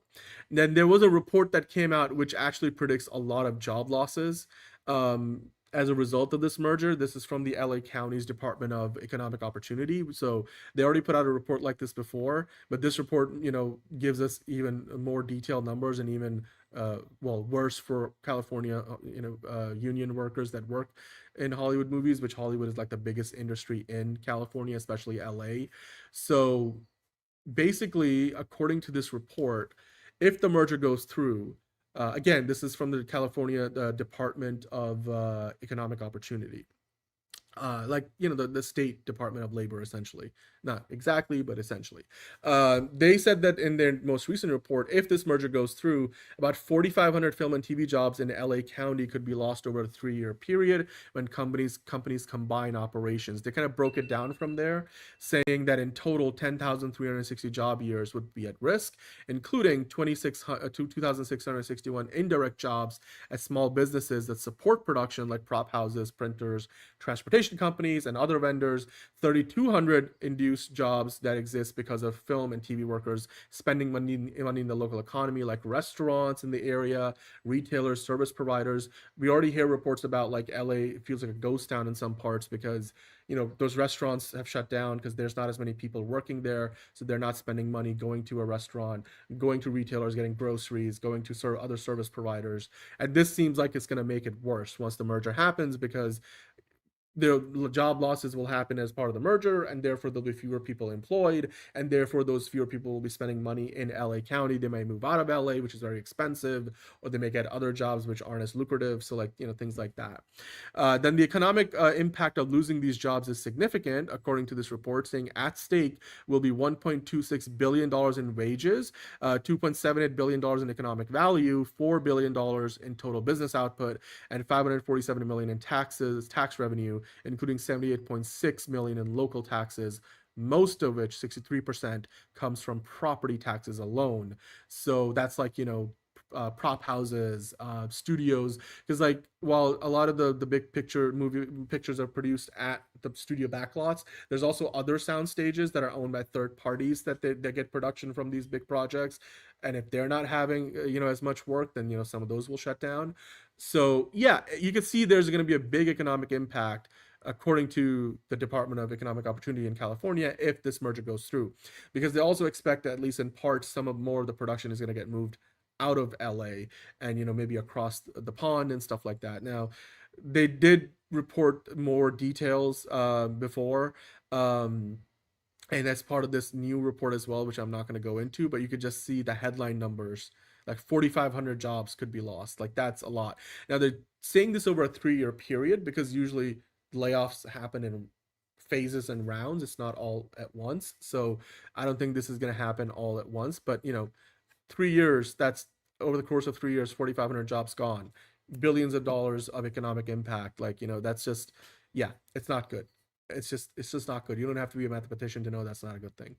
So with that in mind, let's move on from that. I just wanted to kind of keep you guys updated with the latest in the lawsuit. So I'm sure we'll touch base on it when there's more updates. Let's move on and let's talk about Mount Rushmore Monday. Right, Mount Rushmore Monday, it's technically a Thursday. It's been a weird week, but here we are. And I just wanted to kind of like talk through this. And we have 13 Mount Rushmores today to get through. So lots and lots to get through. So let's do it, shall we? Let me put this up. There it is. You guys voted for it. X-Men characters, kind of different. We usually do movies, but like this ended up winning the poll. You are welcome, Tony. Also curious, at this point in time, what do you think would harm the industry more, the merger succeeding or failing? I guess it's a catch-22 regardless. You're not wrong. It is a bit of a catch-22. Like, I would say it's a matter of like what you're looking at timeline wise, right? So if you game this out, quick sidebar as we start Mount Rushmore Monday, if you game this out, if the Paramount Warner Brothers merger goes through, it's predicated on how many jobs they cut. If they don't cut as many jobs as the report from the LA County Department of Economic Opportunity suggests, like 4,500 jobs, if fewer jobs get lost, then that obviously is a positive. If they keep their promises of 30 movies a year, and you know, real 30 movies, not like go shoot scenes for a Jackass movie and add it with like old scenes and make it into a film, or like take a you know, streaming movie that was like not ever going to be more than a TV film and release it in theaters, or like, you know, go and license a bunch of stuff from indie film festivals and bring them in. Like, if you actually spend real money making 30 movies a year, if you make, you know, good on all the promises about cable TV production and everything else you're doing, keep CNN independent and keep, you know, having it do what it does, then I think maybe that will be better in the long run. But that's all. There's a lot of ifs and, you know, hypotheticals in there. Now, if the merger falls apart, what's almost guaranteed to happen is that the Warner Brothers stock will crater. They will likely go back to splitting into two companies. Discovery goes off into its own thing with all the TV networks, and you got Warner Brothers left behind with HBO and the studios, like DC and everything. and then they will be a prime acquisition target, and I can easily imagine whether the newly spun off NBC Universal with Sky comes in and says we want to be one company, that could work. But then you still have two studio backlots as two big studios coming together. Sony would be somebody that could have potentially enough money to go and get them. Or like you could have a third, maybe like an Apple comes in for a more pure play content company that would be, Warner Brothers without the cable networks. But I don't know if Warner Brothers will survive on their own. So it depends on what you feel would be better. There is an odd chance they could. It would be a long road back. But whichever way we go, this thing has gotten so messy that it's a bit of a catch-22 because things will get worse before they get better. So just to kind of sum that up. Didn't realize Washington, Jefferson, Roosevelt, and Lincoln were also X-Men. I know, right? Yeah, you didn't know that. Hey, you never know. You never know. I didn't have time to Photoshop their faces, and I didn't want to use AI. Chimera saying, failing because so many job losses. Without projects to go to with Paramount, there's job loss, but drastically less because of projects in production. Right. I mean, again, we can argue this all day. There's a lot of hypotheticals either way, because you don't know if somebody's going to follow through on their promises. And then you don't know the unknowns. I mean, we don't even know what some of the unknowns are, right? So we could spend a lot more time arguing it either way. I think there's merits to both sides. I'm personally currently on the side of no merger, please. But we'll see, because I think there's other mergers that are yet to happen in other parts of the industry. This merger could hurt the industry more, whereas some of those other mergers will help consolidate in a way that will be more fruitful to the industry. This could be more destructive. That's the way I think about it right now. Yeah, I remember that, Tony from Superman 2. Let's get into Mount Rushmore, shall we? We're talking about X-Men, the characters, not the movies. What are your Mount Rushmores of X-Men characters? So definitely going to see some characters show up a lot here. But you know what? I think it was still fun. And like I said, we got 13 total Mount Rushmores. I have some explanations from you guys that I'll get into. And yeah, some of you guys sent me your explanations in written form, and I know some of you are not in the chat. So if you're not in the chat, I'll try to make sure that I go through your reasonings that you sent over when you sent your picks. But if you are in the chat, you're welcome to explain yourself in the chat. That being said, this is going to be interesting, like Tony said. So I'm going to start with my Mount Rushmore, Dan's Mount Rushmore of X-Men characters. You got Wolverine, and of course he's the X-Man, so I mean, how can you not include him? For me, that's an easy one. Then you have Professor X, again, very essential. I went with the most quintessential characters. Mystique, I feel like is also another quintessential character. Also one of the best character designs, especially the ones that we have gotten from the two Fox iterations. And then I put in, Magneto. Magneto and Professor X are as core to the X-Men as any other character. And then Wolverine is the most popular. So I think these were easy picks to make. I was kind of in between, Mystique and Storm. I ended up putting in Mystique because I felt like Mystique felt more with the metaphor of racism that has always been a fundamental part of the X-Men characters. Mystique leans into that more so than Storm does, and in terms of what her character stands for, her beliefs, and then the fact that she kind of is in the gray, she's switched sides and stuff like that, and for the general zeitgeist and what fans know about the from the movies, if not from the comics, she's also one of the essential ones. Yeah, that's I think that's a pretty quintessential list. These four X-Men, I don't know, you could put together any group of Avengers and they would have a hard time defeating them, right? Yeah, Omega level, I think, is a good way to describe it. Yeah, again, Mystique is a very, very popular character, just has a lot of just great appeal. And not just because of the way she looks, but I think also just, again, what she stands for. And we'll obviously see Rebecca Romijn back in the role coming up. Chimera sent in his picks: Magneto, Nightcrawler, Iceman, and Storm. That's a fantastic list. You got Magneto there, Nightcrawler. We're going to see later in other lists. Iceman, I don't think anybody has Iceman, so that's a unique one, Chimera.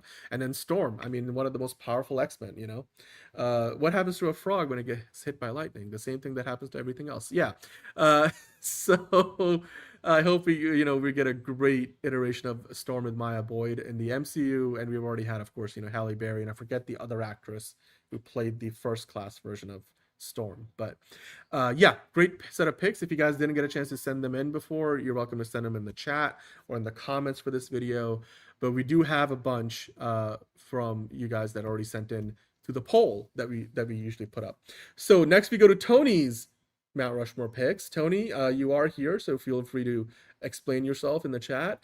We got Wolverine, right? So Wolverine is going to be here. He's here to stay. He's the X-Men, but then you got next to him Deadpool, you know, being very cheeky. Of course, he's probably one of the most famous X-Men characters today. Kind of changed Fox's opinions of like what an X-Men movie could be. Then you got Gambit. We about to make a name for ourselves here, and it looks like he has made a name for himself. And he's back in Avengers Doomsday. And then of course you've still got Magneto hanging around on the list. Tony said when introduced in the comics, it was like, who is this guy fighting Hulk? He was talking about Wolverine. Over the years, he has become one of the most popular X-Men, plus they made him Canadian, which is great.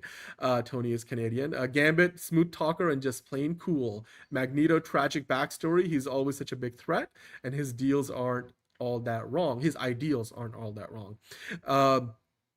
I mean, other than the part where he's like, you know, we're superior and, you know, screw the humans part, but I mean, that's a little problematic.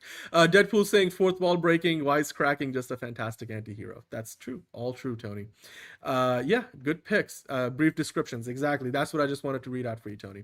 And I know some of you guys sent that, so not everybody. So I'll keep an eye out for those, and I have those in my notes. So moving on to the next one, right, dude?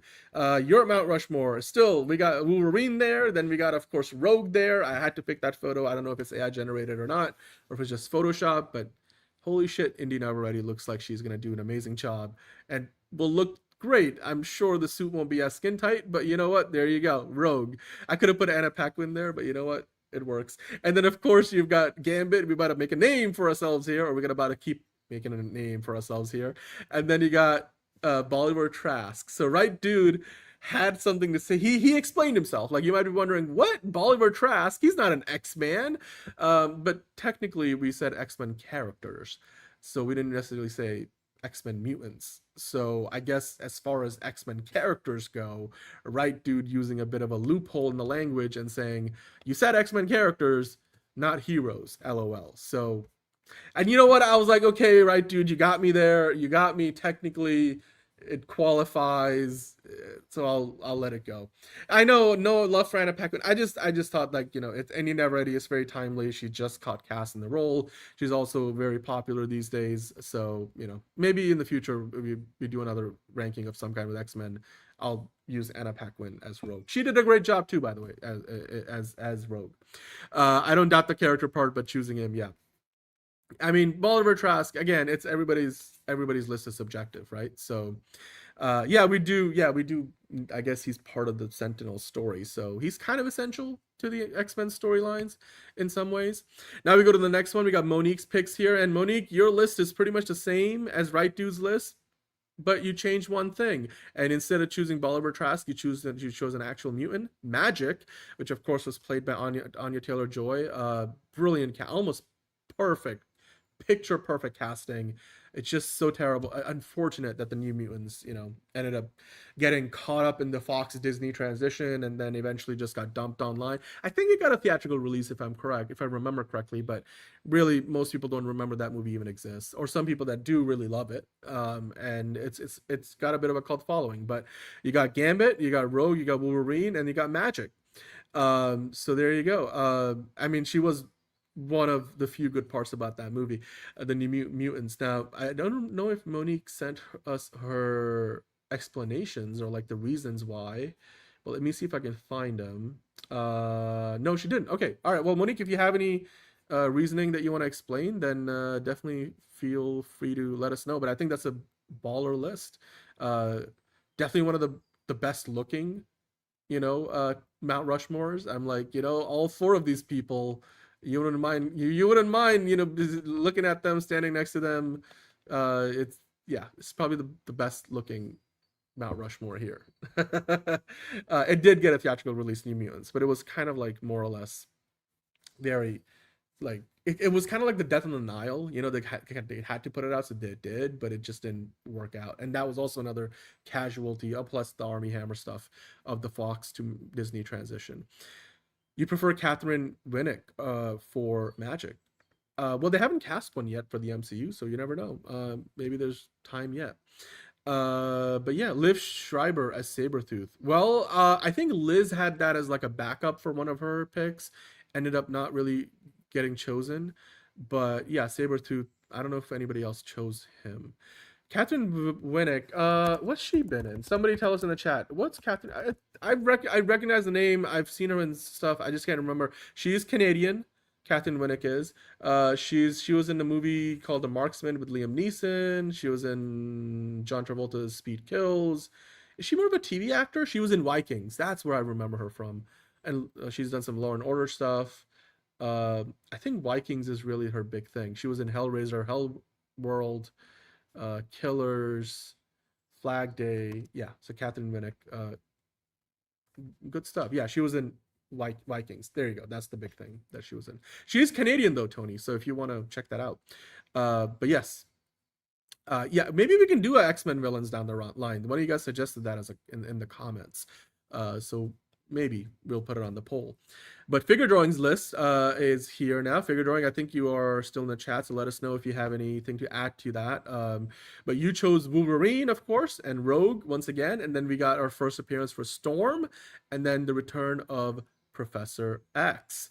So figure drawing saying Wolverine, duh. Storm and Rogue, partially a recency bias from hype MCU casting. Absolutely. I didn't choose the Maya Boyd Storm here, but you know, Halle Berry looks great, doesn't she? But vital regardless, Professor X speaks for itself. Yeah, I mean, couldn't say any more. Again, very quintessential. And Rogue is a character that, you know, was kind of neutered in the Fox era because, again, the rights issues, but I feel like we're going to get a much more fully realized version of the character with the MCU. So, all right, Enterprising. You got your picks here. I don't know if you're in the chat or not, but Enterprising sent his picks in. Again, Wolverine there. Magneto is back on the list, and you still have Storm up there. And then now for the first time tonight, or today, we have Nightcrawler. So there we go. Enterprising sent in another baller list. I believe we'll see Nightcrawler maybe once or twice more. But yeah, Nightcrawler, who's back in the role, coming back this year in Doomsday. We don't know yet for sure. Maybe Storm will return as well. Then of course you've got Magneto and Wolverine. You know, another set of essential picks.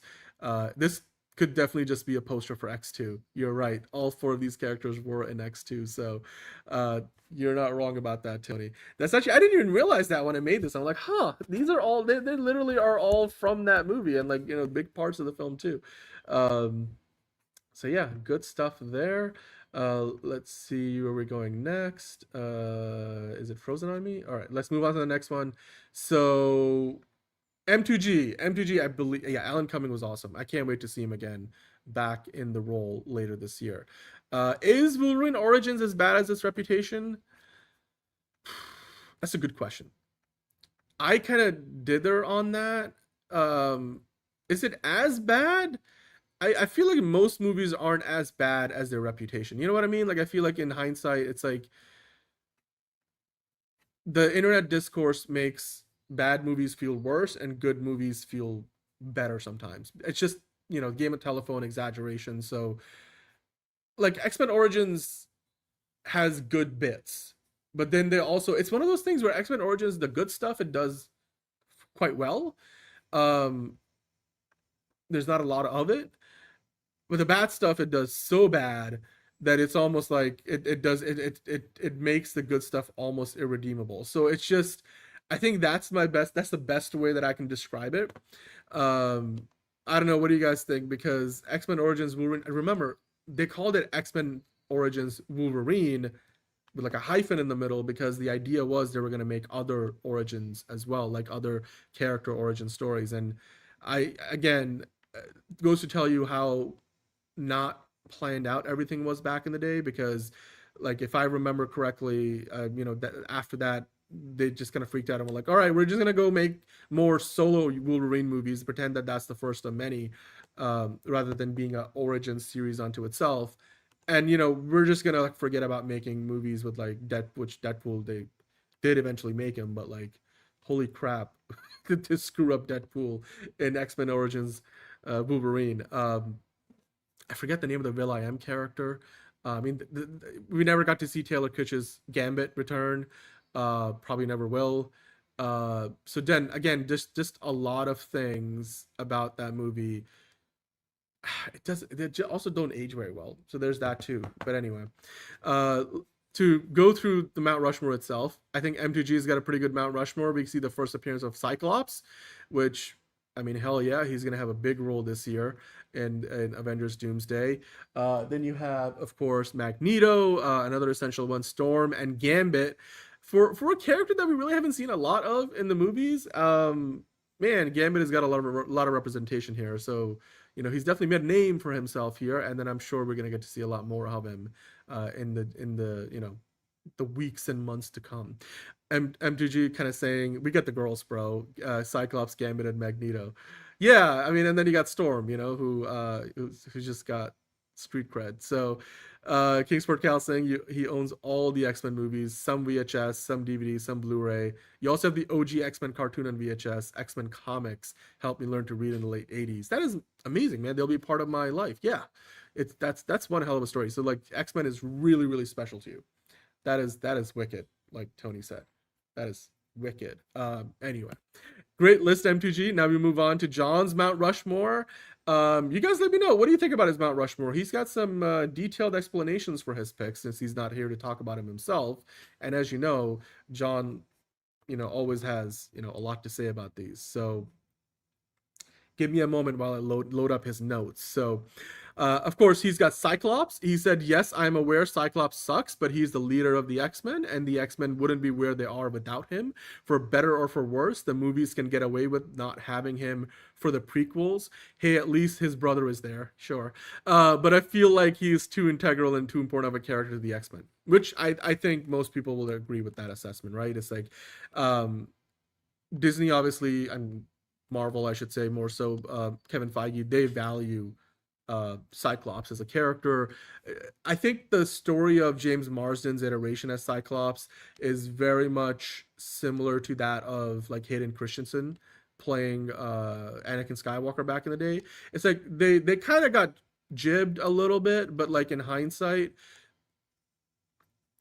you know, they were young actors. This was their breakout role.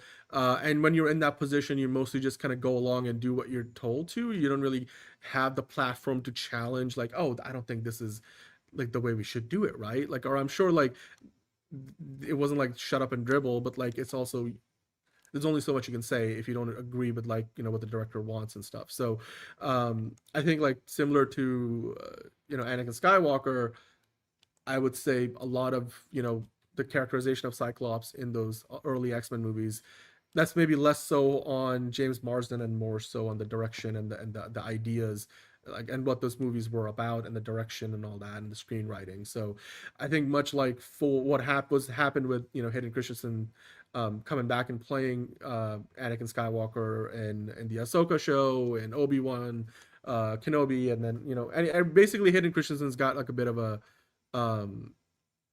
redemption. I think that's the word I'm looking for. A redemption for his character, and as an actor too, kind of a good full circle moment to come back in the role. And yeah, I'm thinking that that's the same thing that's going to happen with James Marsden this year. I mean, goddamn, like, is he going to say "To me, my X-Men"? That would be nice. And of course, we already know one of the coolest shots in Doomsday is going to be him. And what he does as Cyclops. So then we got Jean Grey on here. Ironics 86 is there as his dislike of Urban B&D. I know, I just wanted to mess with John, right? I didn't want to put Famke Jensen in there or Sophie Turner. But yeah, James Marsden hopefully will get to shine this year. And animated Gambit was fire. Agree with you. Scott, come to the dark side. We don't know. Animated Remy is awesome. Don't make Cyclops a simp. I don't think he will be. I think that's the whole point, right? I think Kevin Feige, like, there's a reason why they're not putting Wolverine in this first X-Men movie, because they want to make sure that we, you know, give Cyclops, Jean Grey, these other characters their due. But yeah, I mean, John's not here, you know, so like I get to mess with stuff. Like, I'm sure he'll watch it back and be like, oh God, you put these things, Jean Grey in there. The one Jean Grey that I didn't even want to be in the movie that she was in. fans that like the character because of his dialogue in Deadpool and Wolverine and not really for the character. I've met a few at cons and it soured me. You're talking about which character? Tony was talking about Scott? Was he? He wasn't in Deadpool and Wolverine, or unless you're talking about a different character. Anyway, Jean Grey, this is what John had to say about Jean Grey. Same goes for Jean Grey. Her and Scott are a package deal, and she's too important for too many stories that she feels absolutely necessary as an X-Men and needs to be in the top 4. Then for Professor X, John said, the X in effing X-Men stands for his effing name, bro. John's words. Like, any Mount Rushmore without him makes no effing sense. John feels very strongly about this. Without him, there is, and this is in all caps, literally no effing X-Men. Without Professor X, there is no X-Men. Very true. Very true. Nightcrawler, John said, honestly, he's just here because he's my second favorite X-Men. And another reason I'm putting him here is so Liz doesn't have to need to change hers, because Liz initially wanted to have Storm. And so John was like, I'll let you have it. But for John, Storm would be his number 4 if he truly did that, did his absolute version. But Liz gets heebie-jeebie about it for some weird ass effing reason, which is true. Liz doesn't like to have crossovers. She basically is like, my list needs to be completely original, even though it's usually not. But she's like, I won't pick one if you have it in your list. So yeah. Oh, you guys were talking about Gambit. Okay, that makes sense. Okay. I got it. Okay. Yeah. Got it. Following you now. Yeah, you definitely hear it. I tried to do my John impression, like I'm doing my best here. Where is Famke Janssen these days? She's at a lot of cons. She's got a TV show I think she's in. I forget the name of the show. It recently got renewed, and she was kind of not publicly happy about not being asked to come back for the Avengers movies. So that's the last that I have heard from Famke Janssen. She still looks great, doing great work, working actor, which is always nice to see.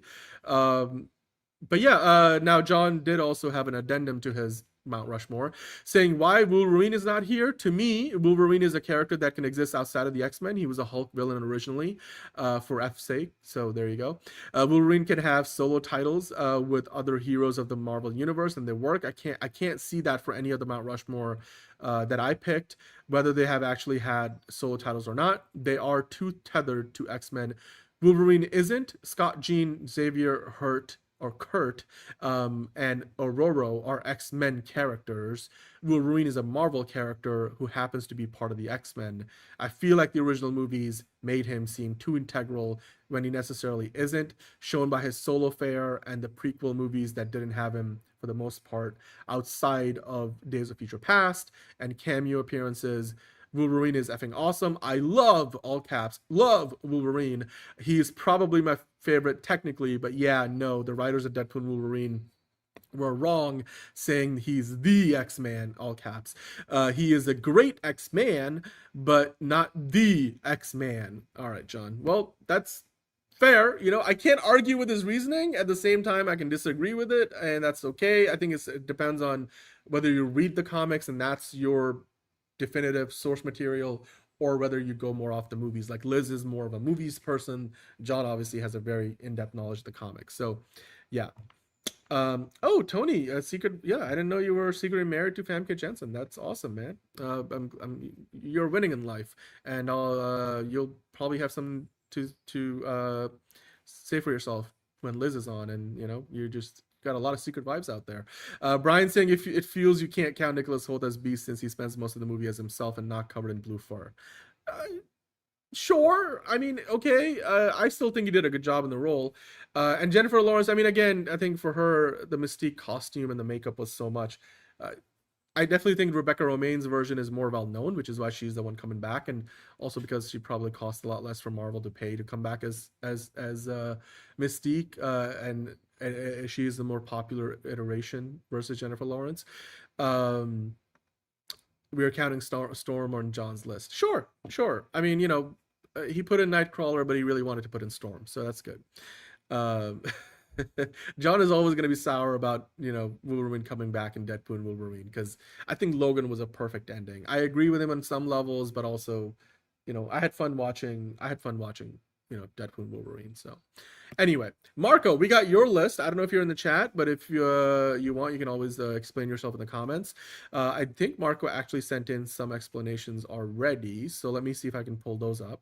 All right, so again, we got Jean Grey, Rogue, Storm, and Magneto. I mean, Magneto gets the ladies, and there's 3 ladies on the list, and those 3 ladies, can F the world all on their own, no Magneto needed, or no anybody else needed. So Jean Grey, an Omega level mutant, says Marco, whose telepathic and telekinetic potential is so immense that when she was young, Charles Xavier placed mental blocks on her telepathy because she was unable to cope with its intensity. As Jean matured, Xavier eventually removed those blocks, allowing her to access the extraordinary abilities she had always possessed. Her connection with the Phoenix Force further elevated her powers, making her one of the most powerful beings in the X-Men universe. The Phoenix and Jean have also shared an unusually deep connection, with Jean repeatedly being portrayed as an exceptionally powerful and compatible host for the cosmic entity. Great explanation. And I think that's a fair point, and I'm glad I chose the photo that I did for that pick. Now Magneto, he says, Marco says, another Omega level mutant. Magneto possesses an extraordinary ability to manipulate magnetism and electromagnetic forces. His powers have been portrayed on a massive scale, allowing him to manipulate metal, generate electromagnetic fields, create force fields, and even affect the Earth's magnetic environment. But Magneto is more than just an incredibly powerful mutant. His tragic past, particularly his experience as a Holocaust survivor, profoundly shapes his worldview and influences many of the decisions he makes. His greatest strengths and his greatest flaw are often the same thing: his determination to ensure that mutants are never again treated as powerless victims, which I think Magneto, for all those reasons, is one of the most comprehensive, one of the most complex, and one of the best characters in all of comics. DC, Marvel, X-Men, Avengers, Justice League, anything. I think Magneto in general, I agree with Marco, is one of the best characters ever written in the comics. Brings up about as many timely and timeless dilemmas and storytelling opportunities and ideals and morality tales that any character, about as essential, I think, as Superman, Batman, are. So I agree with you there, Marco. Now, he also, of course, for Rogue, gave us an explanation saying Rogue possesses a bittersweet ability through physical contact. She can absorb the powers, memories, and abilities, and even aspects of the personality of other people. At times, this has allowed her to wield incredible combination of powers, making her an extremely versatile and dangerous mutant. But her gift also has been a curse. Much of her life, Rogue has been unable to safely experience ordinary physical contact without hurting or absorbing something that from the other person. That creates a powerful duality with her character. She possesses the ability to take almost anything from someone else, yet struggles with something as simple as and human as being able to touch the people she loves, which is the tragic duality of the character. And I agree, like, I think on one side it's a cheat code character that you can easily write into a corner and creatively go about it in a very bankrupt way, but on the other side, I think, is really the strength of the character. Like, I think they did a good job of exploring that in the original X-Men movies, and even in the Legion show, I think they did a pretty good job at that. So yeah, I mean, for me, Rogue is one of those characters that there's so much room to still explore and do it in a way that I think would be even better than what we have seen before. So I can't wait to see Rogue in the MCU, and I think Indy already has landed the role of her lifetime. So yeah, and I agree with what Marco was saying. Now, Marco also, of course, has Storm on his list, so he said it's another another Omega level mutant and a true force of nature, literally and figuratively. Storm can manipulate weather and atmospheric phenomenon on an extraordinary scale, but her greatest strength isn't simply her power. Aurora Monroe is a natural-born leader who has repeatedly been placed in positions of responsibility, from leading the X-Men to serving as a queen and diplomat.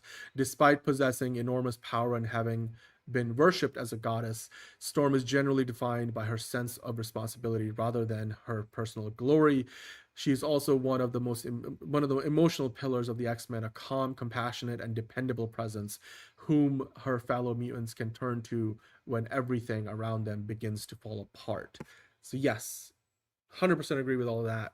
And this is why I think we kind of miss her in these Avengers movies coming up. I wish we had Storm around. This is why I'm hoping Halle Berry is in the movie and we just don't know it yet, right? So, hello, Manos Time. Nice to see you guys live. Yeah, I know, rare to do this during the day, but here we are. And thank you for joining in. Please do hit the like button. We appreciate that. It helps the video get in front of more people. And then if you're watching after we're live, hit the hype button so that way the video gets in front of more eyeballs.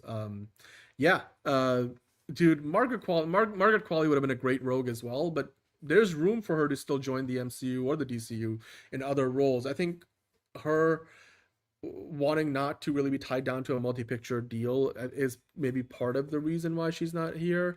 But then again, you know, maybe she's gonna play a different role. I mean, she could play Mystique, she could play a number of other characters that are not even X-Men. So I have a feeling Margaret Qualley will eventually end up in the MCU or the DCU, but just not yet, you know, just not yet. Now we get to Liz's Mount Rushmore, of course. You still have Storm there. You've got Rogue as well. Then Gambit. About to make a name for ourselves here. I mean, the live chat, I'm sure they will like me in the evening. I'll be back again with John. But Liz also on her list has Apocalypse. So now the way she submitted her picks, she had Gambit, Rogue, and Storm, but then she submitted Sabretooth, Juggernaut, and Apocalypse all together, saying pick whichever one John doesn't. So John didn't pick any of those three, to be fair, just because they were, but she said she picked all three because they were a constant for her. Now Liz is again more of a movie person, so she's basing this entirely on, her experience of the movies that were the X-Men films with Fox, and then what we have seen so far under Disney. I mean, Hayden Panettiere would have been a great Rogue, absolutely. It's just tragic that she's no longer with us, but yeah, she could have been a number of different characters in the X-Men. She was in Heroes, right? So she'd already done superhero stuff. Dazzler, another one. But I mean, Liz's list, I kind of made the choice for her because Juggernaut we do see elsewhere in these lists, so I decided not to give her that. And then Sabretooth I just thought was a lesser character to Apocalypse, so I made the choice for her. But for Liz, it's going to be Apocalypse, Gambit, Rogue, and Storm. Another great list. And now we get to Nelson's picks. Nelson's picks came in last, but still, a pretty good set of picks here. These are not the last set of picks we're talking about today, but he just was the last person to submit his before we got to the show today. Apocalypse, I don't know. Does he join the X-Men? He's technically he's a mutant. He's probably the most powerful mutant to ever exist. But again, X-Men characters, so don't have to be a part of the X-Men team per se. Now, similarly, Nelson has got Apocalypse on his list. He's got, depending on whether you believe John or not, the X-Man, or maybe not the X-Man in Wolverine. And then he's got, of course, two of the quintessential X-Men characters, Magneto and Professor X, which, I mean, you don't really have to say anything there. Between Wolverine, X-Men, Wolverine, Magneto, and Professor X, those are three of literally the most quintessential characters people associated with the X-Men. And then Apocalypse, I think, is widely considered the most powerful mutant to ever exist. And yeah, I have a feeling we're going to get a much better iteration of Apocalypse with the MCU. Probably not with Oscar Isaac, but Oscar Isaac was pretty good in the role for what he was given. Honorable X-Man, Bishop. Yeah, nobody mentioned Bishop in their list, but yes, he was in the movies. To me, my X-Men Apocalypse scurries over, right? Well, Johnny Rico submitted his picks, a little more eclectic here. I think there's going to be a couple of eclectic set of picks we're going to go through today. This is one set of them. And Johnny Rico, he had an explanation for one of them, but he picked Havoc, which we have seen a couple of iterations of. The last time we saw him in the X-Men First Class, I think he was in Apocalypse as well. Then he also chose a Sunspot, who the actor for this, actually remember him more from that White House show that Kiefer Sutherland was on. But he was Sunspot. Haven't seen him in a long time. It's a very unique list for sure, because we also have the late Eric Dane, who in X-Men The Last Stand played Multiple Man. The VFX don't necessarily hold up now, but he did a pretty good job with the character, and a character that gets much more play in the comics than he does in the movies. He could duplicate himself, create projections and stuff. So I've seen that power with other characters, but not really very often. It's a little gimmicky, but we didn't really get to see much even in X-Men The Last Stand. Then you got Juggernaut. So I chose the Juggernaut from Deadpool 2, but obviously we have seen Vinnie Jones in the role before. And then what Johnny Rico had to say about Juggernaut was, one of the more fun dialogues Juggernaut has had in the movies. Girl, you know who I am. I'm the motherfucking Juggernaut. There you go. I dropped my first F-bomb of the show. Amanda's Time saying, joined recently, Dan. Reassure me when you say that it's their favorite X-Men. Are you talking about the adaptation on screen or the character in general? I feel like the character in general has been where we're at with this. So most people kind of chose their list based on who their favorite or quintessential X-Men are in the comics and on the screen. So it's a combination. So in general, I'm pretty sure is what we're going for. And yeah, rest in peace, Eric Dane. But yeah, Adam Canto and Eric Dane have both passed away since being in those roles. It's terrible. And I mean, we're talking about Hayden Panettiere earlier. She wasn't an X-Men character, but again, somebody that we recently lost way too young. Yeah, I'm the Juggernaut, bitch. Yeah, exactly. Juggernaut is just a fun character. Good list from Johnny. Now we get to the last list of the day, and that is, again, if you thought Johnny's list was eclectic, wait till you get to Caleb's, and here we are. And I questioned Caleb why he chose these, and he said that he wanted to mention these characters because they wouldn't otherwise get much consideration from other people. So he wanted, folks who might be interested in X-Men characters they haven't heard of. This is a chance for you to explore some new names you might not know of. So he also gave us the artists and writers that these characters are best known for, the iterations that they're best known for. So the first one here, you got Forget Me Not, or sometimes known as Jabi, who debuted in X-Men Legacy number 300 by Mike Carey, Simon Spurrier, and Christos Cage. So then we have Dupe, very fun name, debuted in X-Force number 116 by Peter Milligan and Mike Alfred. Then you have Morph, a new and improved version of the Changeling of Kevin Sidney, or better known as Kevin Sidney, debuted in the 90s animated X-Men series. So that's Morph. Then you have Glob Herman, debuted in the new X-Men number 117 by Grant Morrison and Ethan Van Sciver. So there you go. That's the Mount Rushmore from Caleb. I feel like, to me, the coolest character in his Morph. Like, he can literally shapeshift into any other character and their powers. But we have seen that set of powers with other characters, so not really the most original. But we got Morph, some of you guys do know Morph. So yeah, I think the reason why some people dislike Morph is because it feels like a character we have seen before. Like, there's other characters who do similar things like shapeshifting and stuff like that, but still, I mean, they do it in a way that, with this character that's a bit different than, let's say, Martian Manhunter. Obviously, Martian Manhunter's backstory is very different as well. But yeah, this feels like the Doom Patrol of X-Men characters. Shabi, Dupe, Morph, Glob Herman, or Herman, Dupe. What a character name. What a character name. Well, thank you, Caleb, for your picks. You get the award for like the most unique Mount Rushmore of X-Men characters. Again, whichever way you guys go about your criteria, we try to keep it. I mean, the Mount Rushmore idea generally is quintessential, iconic goats of whatever topic. But you could choose to highlight the unknowns like Caleb did as well, or go very eclectic like Johnny did. So what did you think about those picks? Drop your comments down below. And we, of course, will be doing this again on Monday proper. The poll for Mount Rushmore Monday is up right now. And I'm going to do a quick check on this because we have 4 options. Movie endings, which was a suggestion by Caleb, comedy films, space movies, and Brooklyn Nine-Nine scenes. I just want to talk about Brooklyn Nine-Nine scenes because it's such a fun show. So I put that in there. Right now, movie endings is winning the poll for next Mount Rushmore Monday with 60% of the vote. And the photo I choose for that was, of course, the ending of The Dark Knight, because duh, it's like one of the best movie endings. So if you haven't already voted for Mount Rushmore Monday for next week, go vote for it in the community post section on the channel on YouTube, and we'll get back to it then. There you go. It was a good one. Thank you, Tony, for sending in your picks. Thank you, everybody, for sending in your picks. And with that, we move on to quick hits. So let me hit that music. Let me hit that good music. And let's move on to the quick hits, shall we? Warner Brothers are locking down film rights to Alan Levi's bestseller Theo of Golden, with Tom Hanks set to star. Nice. Theo of Golden is a New York Times bestseller.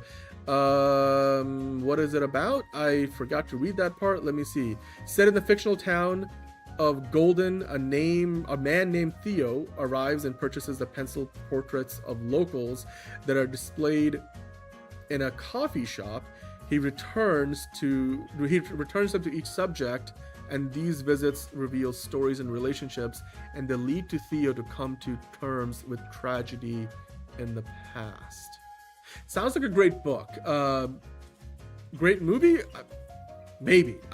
Sounds interesting. Sounds like one of those, like, you know, not blockbusters, but like a fun story that, you know, Tom Hanks at this point in his career, he could definitely do. Yeah, we're still going. We got DC stuff coming up, man. We still got DC stuff to get to, so don't worry. We got quick hits, some DC stuff, and then we'll wrap it up. So David Heyman inks his first look film deal with Amazon MGM Studios after a long tenure at Warner Brothers. Of course, David Heyman is currently working on the James Bond franchise, but mostly is famous for the Harry Potter franchise. So moving over from Warner Brothers to having an overall deal with Amazon MGM, it only makes sense. Heyday Films just got an overall deal there, which is great. I mean, he's going to be a big part of the upcoming reset to the 007 franchise. Of course, he was with Warner Brothers for 3 decades. He had a number of first look deals, and now, of course, his most recent deal came to an end. So again, you could say this is another one of those things where Warner Brothers is losing some top end talent, but the fact that David Heyman was already involved with the James Bond franchise, it doesn't surprise me that he's got a first look deal with Amazon MGM. So good stuff. I mean, he's one of the most successful producers you probably have never heard of in Hollywood, and now he's at Amazon MGM, which, again, making big moves and not playing it safe and saying we are here and we're here to stay as a big studio. Speaking of Apple, while not putting this out in theaters, they have an Apple original film by Skydance, which they have a few of those. They had a movie called Greyhound with Tom Hanks that was Skydance. Most recently, I think they had Gorge, which was like a sci-fi movie with Miles Teller, Anya Taylor-Joy, and now they have Mayday with Ryan Reynolds and Kenneth Branagh. I keep saying it, the trailer looked great. Kenneth Branagh looks like he's having a great time. Ryan Reynolds is playing himself, so I'm not that interested in him, but Mayday looks like a fun movie. It looks like a movie that belongs on the streaming service. So September 4th, it's going to be streaming on Apple TV. A Friendship with Major Red Flags. Looks fun. The poster looks nice. Obi-Wan Kenobi star Ewan McGregor reveals he's discussed season 2 starring Yoda with Dave Filoni. So this is what he had to say. He's even thrown some ideas at him. He's saying that it was very casual, but I said there's got to be something because Yoda's somewhere else after the end of episode 3, when we all go to the 4 or 5 corners of the galaxy, or however many corners it's got. I wouldn't have been in touch with him, but he's out there, so I think there could be a story there where I'm trying to reach out to him. Sounds like an interesting idea. He went on to say, I got very interested when Mary started working on Ashoka. Of course, Mary, Elizabeth Winstead, is married to Obi-Wan Kenobi himself, Ewan McGregor. So he said, I thought maybe this is the big love story, Obi-Wan and Hera, which would be interesting. Interesting to say the least. Hunter Iggy saying, there are rumors going around the internet that Henry Cavill and Lee Pace are being considered for the role of Magneto for the new X-Men. You know what? I would take Lee Pace. He's in Foundation. He's great in Foundation. Henry Cavill, people probably more want as Wolverine, but it looks like Hugh Jackman's going to be around for a while. So those would be good picks. I would go with either one. I think maybe Lee Pace more so than Henry Cavill if I had to pick one. Oh yeah, we haven't answered the question about Harvey Dent. Can we trust Harvey Dent? We'll get to that later, don't you worry. Yeah, we're gonna get to that in the DC part of the show. Yeah, rumors. But let's keep going. 300 prequel TV series may be heading to Netflix. Now, this has been in development for a while. Zack Snyder has been attached as a producer, but it looks like he might also be attached to direct the movie now. So the latest comes to us from the Hot Mic podcast, which of course includes John Roca and Jeff Snyder. And according to those guys, Warner Brothers Television has partnered with Netflix on this 300 prequel TV series, with Zack Snyder now on board to direct the pilot. The untitled series has not been ordered to series yet, but the writer's room has been gathered, so it's the beginning to take shape. Now, this would also explain, the reason why Zack Snyder has been making regular trips to the Warner Brothers studio backlot, because he's been working on this for quite some time. So, and he did the original movie. Directing the pilot for a new TV series would make sense. It's a streaming show, so it's gonna have a big budget, and I'm sure Netflix would love to have that on their streaming service. Yeah. All right, let's keep going. This is gonna be a prequel. I don't know what exactly that means, but I'm here for it. It was one of the more, celebrated Zack Snyder movies, so let's see what they turn that into. I also, of course, have a cat here. Hi, Georgie. She's here to say hello. But we got one more quick hit. Warner Brothers Discovery and HBO recently, their scrap plans for a Harry Potter series that never happened called Marauders came to light. I had heard about this before because I remember when, the movies wrapped up, there were ideas about doing a number of different TV shows before they started doing the Fantastic Beasts movies, and the Marauders was going to be one of those shows. So according to Night Edge Media, they were reporting that in the early 2020s, Warner Brothers planned to develop a Marauders TV series on HBO Max. Multiple spin-offs were reportedly in the works for streaming in 2021, but this one was set to revolve around 4 familiar faces: Remus Lupin, Peter Pettigrew,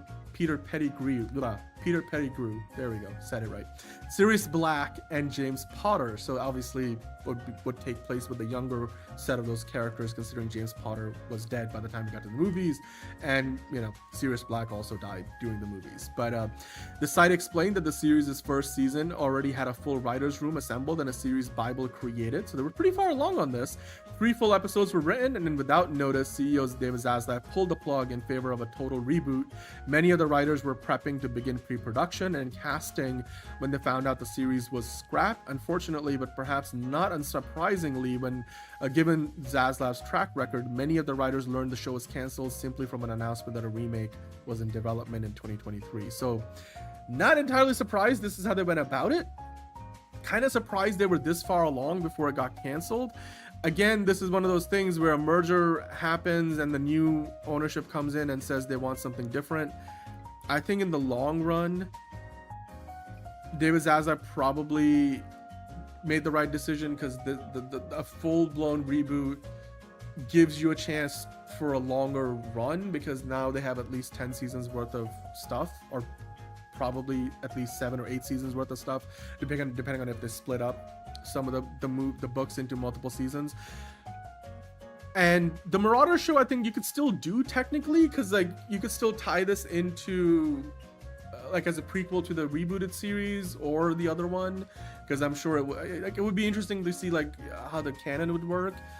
I'm disappointed that this is not happening anymore, because it sounded like a great idea.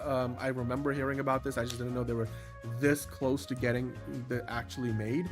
But another casualty of a merger, right? So, and we're probably going to see a few more of those next year, if and or when the Paramount merger with Warner Brothers goes through.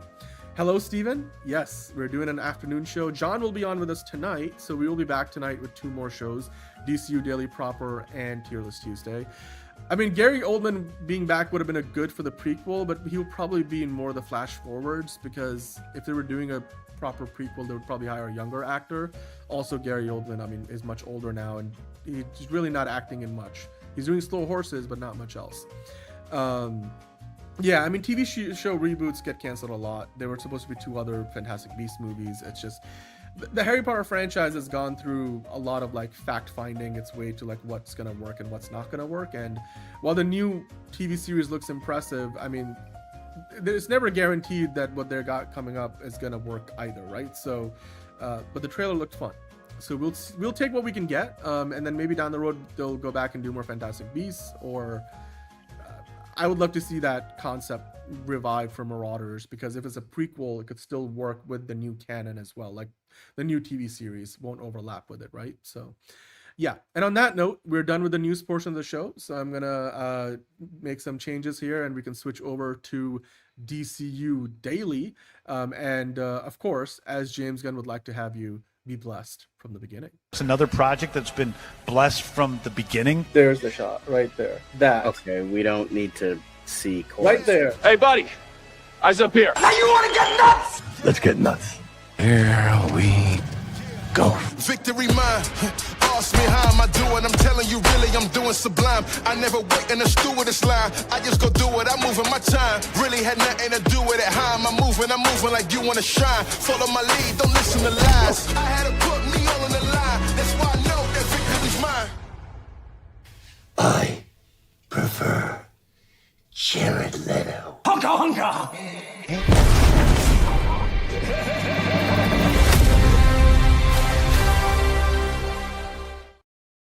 All right, welcome on in to the DCU Daily portion of the show. If you have been with us this whole time, then thank you for sticking around. And of course, hit the like button. We appreciate that. Hit the dislike button if you're not liking, what I've got to say. That's okay too. But I hope you do hit the like button. All right, we got Steven in the chat saying, "Do you think we get a preview of Man of Tomorrow before the end of the year, or is it too early?" I think it's not too early. Like one of you guys brought it up the last time this got brought up that. Superman and Supergirl, their first teasers dropped in mid-December or late December. So, and both of those movies came out the following summer. So it wouldn't be unprecedented. They've done it for Superman and Supergirl. I think it would be the same timeline if they were to release a Man of Tomorrow teaser this December. And they could put it ahead of Doomsday and Dune Part 3. And the Jumanji movie, there's plenty of places for them to place that trailer and get a lot of traction behind it and start the hype early for Man of Tomorrow. I think they could definitely do that. I would almost expect it the more I think about it, considering what they did for Supergirl and Superman. DC needs to get their ass in gear. Right. Well, I think they are. And Marvel owns their ass. Sure. Are we going to get DC Daily later tonight? Yes, we will. To answer your question, I believe I put up a graphic earlier. Let me see if I can bring that in before I get to the DC quick hits. Because as a reminder of the schedule today, because it's a little bit different than what we have been doing of late. But I figured like 3 shows today helps make up for like the last couple of days where we didn't do anything. So let me get to that real quick. So I put this up yesterday. We are doing the OSC show. We did Mount Rushmore Monday as part of it today. DCU Daily will be live tonight at 9 p.m. Eastern time, then Tier List Tuesday to make up for Tuesday with 2026 summer blockbusters. That's going to be live at 11 p.m. Eastern tonight. And then tomorrow we'll be back with DCU Daily again at 9 p.m. and then Fancast Friday, making up for last week when we didn't get a chance to do it. So we'll be casting Naruto. I just about said Naruto, which is totally not right. And then on Sunday we'll do another DCU Daily, which is going to be the Lanterns episode 2 live watch along like I did this past weekend. So that's more just about Lanterns only. And then I didn't really get a chance to do my version of Nolan's next film, and I feel like John kind of like undersold a lot of ideas that I had. So there'll be a special premiere of a Fancast Friday for the Nolan next film, which John's version is available as a members only exclusive, but then the version that I'm doing on Sunday everybody can see. Because I'm egotistical like that. My kid loves the DC Daily intro. That is awesome, MTG. That is awesome. I'm glad it's become like a staple. It's hard to kind of make changes when it's so iconic, but we'll probably update some of the shots in the days and weeks to come. Harvey Kent was originally in Batman Begins, but reworked his role into Rachel Dawes. That's true. Yes. Unsure how the romance is what recommended. It's that movie. Man of Time saying since Mr. Irrelevant is coming out at the end of the year, wouldn't be surprised that the DC fam comes out and supports the movie. Yeah, that's David Cornsweet, right? So, yep, absolutely. Dune 3 will have mega trailers. Yeah, I mean, it's Christmas time. You're always going to get, like, you're going to get some huge trailers there. I want to say you probably get a trailer for Dynamic. Oh, no, what else is coming out 2027?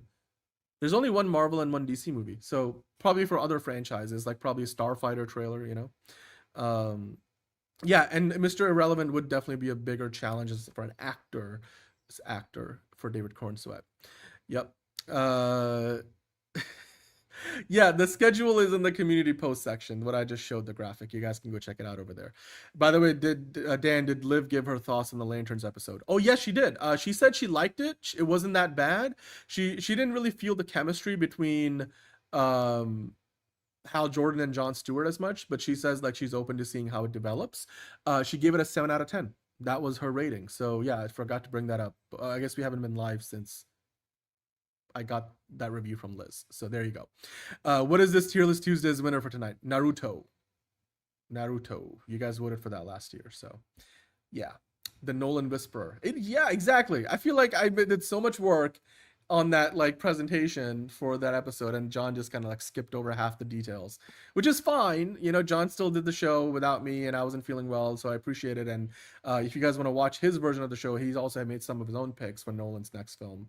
That's available as a members only exclusive, which I know some of you guys are members. And yeah, or you can sign up for a trial. And then yeah, we'll have the public version up on Sunday after the watch along with lanterns.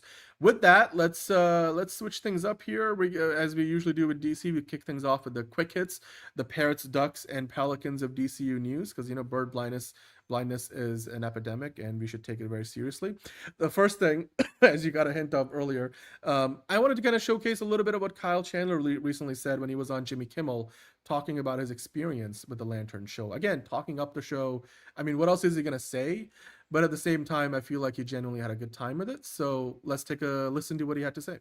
It's a really cool character. He's very human, and he's just got the ring that gives him these powers, but inside he's purely human. So he has to overcome supernatural things with his ring, but yet he's just a human with a tool. So he's a pretty cool character. He's a pretty cool character. He's got a very deep and dark pathology to him. So he's been a lot of fun to play with. And you had Aaron on the show the other day, and Aaron's been great. He and I had so much fun doing this show together. And I'm really proud of this show. And I'll tell you a quick story. When we were shooting the show, Karen Wacker, one of the producers, who I worked with on Friday Night Lights as well, a wonderful person. I went to her and I said, it'd be really nice if we could watch as a crew and a cast, all of us together, some of what we've already done to give us an idea of what we're doing. Because, there's special effects and there's this and that. Anyway, so she said, well, I'll think about it and whatever. And I don't know how long it was, a few weeks later or what have you. Everyone got together and we all went over at Warner Brothers into a stage, and they had 3 big monitors up there, and there were probably 200 of us, and we climbed in. They shut that big door behind us. And they showed us like 15 minutes of the show, little clips of everyone's work in the room. And when the lights came back on and there was silence and then applause, you saw a lot of tears. And it wasn't tears of anything other than, wow, look what we've done, and all the hard work people put into it, and how happy they were to see something, the product, and it just moved everyone to go further. It's one of the greatest projects I've ever worked on. Great people, talented people. Now, being a superhero. Yes. Being a superhero. Comes with a costume. Yeah. Do you get to wear the costume in this film? And let's talk about the costume that you had to wear. Yeah. So they weren't sure whether there was going to be a suit, as I understand it, and then towards the end, they decided, let's have a suit. And then they had to design a suit. They came up with 3 different designs. And then Chris Munday and James Hawes chose the one suit that we went with. And it was, from there, I went with the designer, Summers, and we went, and I was the mannequin while they applied and created this whole thing in front of me. So I got to watch these artisans do what they do and listen to their vocabulary and how to describe what they wanted, which was, some of it was quite Greek, because they're visualizing what they want. Long story short, it's an incredible suit. They built something that was just incredible. It took a while. It was in pieces. It took about 45 minutes to get it on, the bottom part, 25 minutes each or what have you. And it's just an incredible looking, beautiful, green, worn in, almost like you can see the battle scars on it. I love it. And the first day we wore it, it was great. And then, there was a Mission Freedom 7 back in '61 that Alan Shepard, they sent him around the Earth, right? Okay. It took 15 minutes, no big deal. Yeah. But he had to sit on the launch pad a long time. There's one thing that NASA, with all their money and all their brilliance, forgot. Because he said, I have to go to the bathroom. No one thought about how he was going to go to the bathroom. And I had no way to go to the bathroom. There were no zippers, so I was in the suit the first day, and I was like, I have to go when we're ready to shoot. Yeah. Well, it's going to take a half hour to get you in and out of it. And that was the one mistake they made with this suit. Really? The same thing NASA did in '61. There was no way to go to the bathroom. Just overlooked it.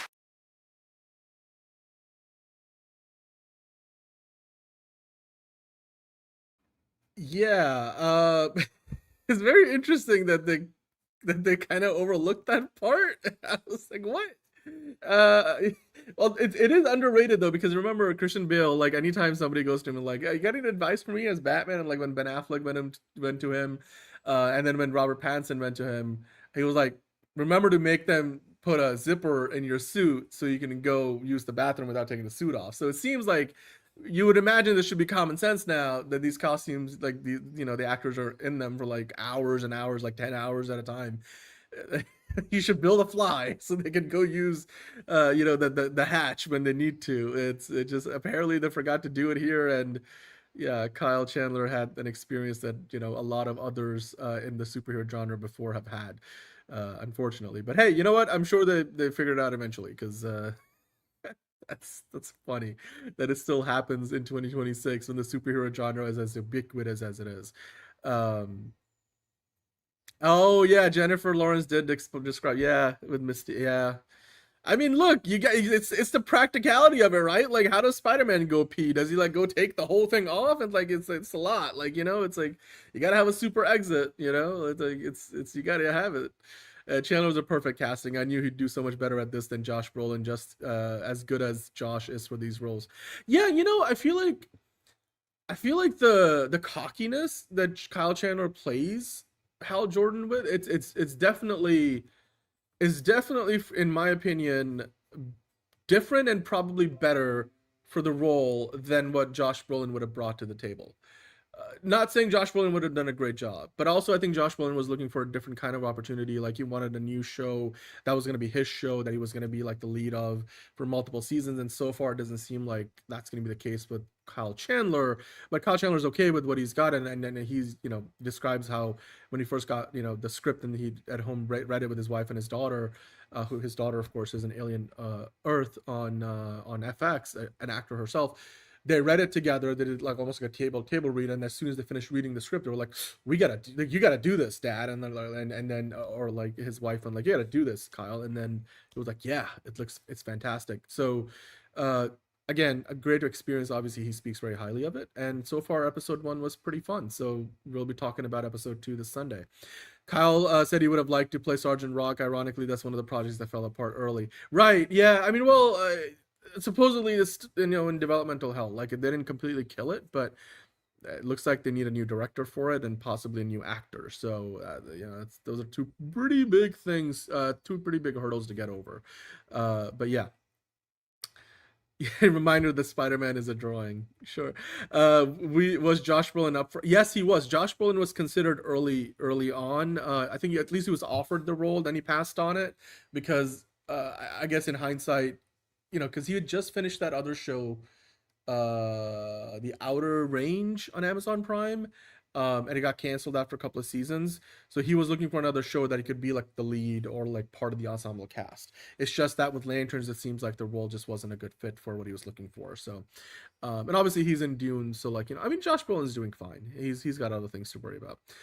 There's adult diaper. Yeah, adult diapers is a thing. I'm sure that's something actors have had to do before, but like that also.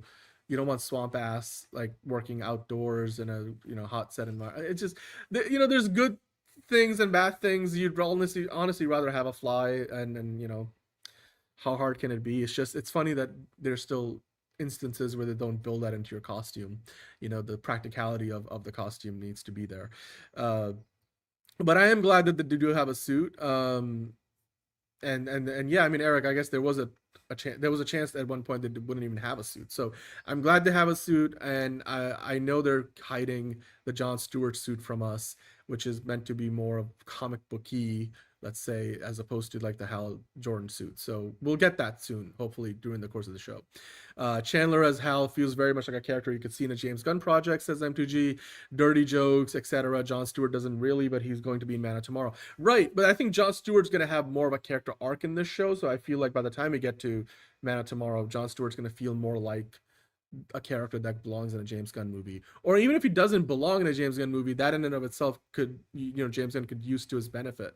Kind of like what, we saw the first Avengers movie. Like, could you see Shakespeare in the park? Like the whole, like when Iron Man meets Thor, it's like, it's that's part of the fun with the crossovers that James Gunn likes as well. Yeah, need to hire comic book nerd consultants. Yeah, I mean, they should always. I'm sure a lot of the people that work in the production design department for these shows and movies are nerds who have loved comic books over the years. At this point, 20 plus years into the genre being like the it genre of Hollywood, there's plenty of people that work behind the scenes that know the comics better than even, a lot of other fans. So, yeah, I mean, adult diapers also, I don't know, like whether they'll look good or not, that's another thing. Yeah, they keep forgetting to put zippers in. But you know what? Maybe sometimes you just need a friendly reminder that the actor will be in this for 10 hours. So maybe they'll need to go use the bathroom every once in a while, Yes, cockiness without making you hate the character. I think that's the fine line that Kyle Chandler's walking really well right now. All right, Tony. Well, we'll see you later, but thank you, and we love you too. And yeah, hit the like button. And obviously, I know you'll be back to watch the rest of the show. I look forward to your comments at the end, and always seeing your reactions to everything. Now, of course, the other quick hit that I had was for Peacemaker. It has been submitted, the Peacemaker versus Peacemaker fight from episode 1 specifically, for Emmy consideration. So for best stunts, it is a nominee in the outstanding stunt coordinator for comedy programming category, specifically Hank Amos and Dave McComber, who choreographed and performed the stunts. So I know that was a great scene in the show, and I can't wait to see if it actually ends up winning. But yeah, some Peacemaker representation at the Emmys, some DC representation at the Emmys. So yeah, I love the story about Kyle's, wife and daughter, and kind of like a family affair of like how he chose to, take part in the show. That's, again, it shows you the kind of person that he is, right? And I respect that. All right, see you later, man. It's time. We'll see you later as well. We're not done yet, but if you are heading out, then absolutely, we'll see you on the next one. All right, now we move on from the DC quick hits to Lanterns. So a few more things. I mean, obviously we just talked about Lanterns quite a bit, but Lanterns is now the highest rated DCU project on Rotten Tomatoes. Kyle Chandler talked a little bit about it, on that big premiere spoiler detail at the end, how it ends. Now, as far as the rankings go, Lanterns got a 95% the last I checked on Rotten Tomatoes, 85% audience score, so pretty high. And when you compare that to Peacemaker Season 2, came in a little bit lower at 94 and 79%. And of course, Creature Commando is also 93%, 79% for the audience. Then, the movies are actually the lowest rated, but also, like I say, usually the amount of reviews you get for movies versus TV shows, movies get way more reviews. So bigger sample size usually drives the rating number down a little bit more. But still, I mean, Lanterns, no joke, sitting at a 95% certified fresh. Pretty cool. Now, Kyle Chandler had something to say about the ending of episode 1, where, of course, if you haven't seen it yet, something happens with his character. If you have seen it, then you know what it is. So again, be mindful of spoilers here, but Kyle Chandler addressed that ending, saying everyone is going to have to watch and find out to make their own decision. I think it turns out great. I think there's a lot of different moves in the whole deal. It's an exciting poker game. We didn't have all the scripts starting out. They started coming in. It's not a slow burn. The show is not a slow burn. He said it goes from one world into another and grows into that, which to me sounds wonderful. If they're going to go cosmic into different worlds and it's not going to be a slow burn, that the action is going to come thick and heavy, then I think that's the kind of show a lot of people want from Lanterns. So I'm glad that's what we're going to get. And then, of course, we got a new, Sheriff Carey character poster here featuring Kelly MacDonald, which is great. Very similar to what we got with the other character posters. So good stuff. And then we move on to Damon Lindelof talking continuity confusion and episode 1 twist. of the show. Kind of just saying, let's see how you feel after episode 8, you know? Of course, again, spoiler alert, at the end of episode 1, we find out that Kyle Chandler's Hal Jordan is dead, which was, of course, leaked ahead of the show premiering, and we'll talk about that more tonight, but on DCU Daily, the show. But for now, let's talk about what Damon Lindelof said about that ending of episode 1, saying James and Peter Safran, when they first took over at DC, they brought together a brain trust of comic writers, television writers, film writers, people that they trusted, to kind of begin to iterate what their vision was and the projects that would relate from that. But all of that was already happening after James had written the Superman script, in which Guy Gardner was Green Lantern. As soon as I heard Tom King's pitch, my question was, well, if Guy is the Green Lantern of Earth, then where is Hal? Why aren't they talking about him? And James was like, what do you think? The sky's the limit. And we very quickly started iterating, well, Hal's probably still alive, so maybe he's retired, or wait a minute, is he alive? What about John? Don't we want John to be Earth's Green Lantern? And then Damon Lindelof went on to say, so all of those conversations kind of organically started to kind of come around the spirit of how do we understand that in the present day of the DCU, the one that Superman is kind of a backdoor pilot for. And James really, when he and Peter took over, was saying, we're not doing origin stories. We're going to hit the ground running. Now, all of that as a foundation, Tom King and Damon Lindelof looked at each other when they were like kicking around the idea of killing Hal, and they were like, we can't do that. Everyone's gonna hate us. It feels gimmicky. Then Chris Mundy apparently stepped in, who's the showrunner of Lanterns, and he pushed them to make the decision. So they went ahead and they decided this is what we're gonna do.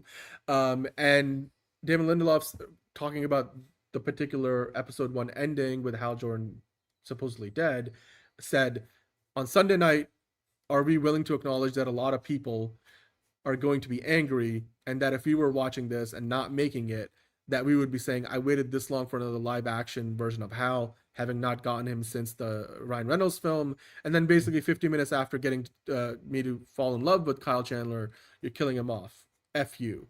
And with regards to how he feels about that, he's just saying, I guess our feeling is, let's see how you feel at the end of episode 8, and if you still feel like it was exploitative or unnecessary, or that it wasn't unnecessary, what had to happen in order for the story to get told, then we deserve it. But I think we're willing to absorb the boos from the audience in the first inning, as long as we still have a shot at winning the game. So basically he's saying, look, watch the whole 8-episode series, or the season, and then come back to us, because you might just like where we're going with this. And I'm okay with that, because, like, look, at the end of the day,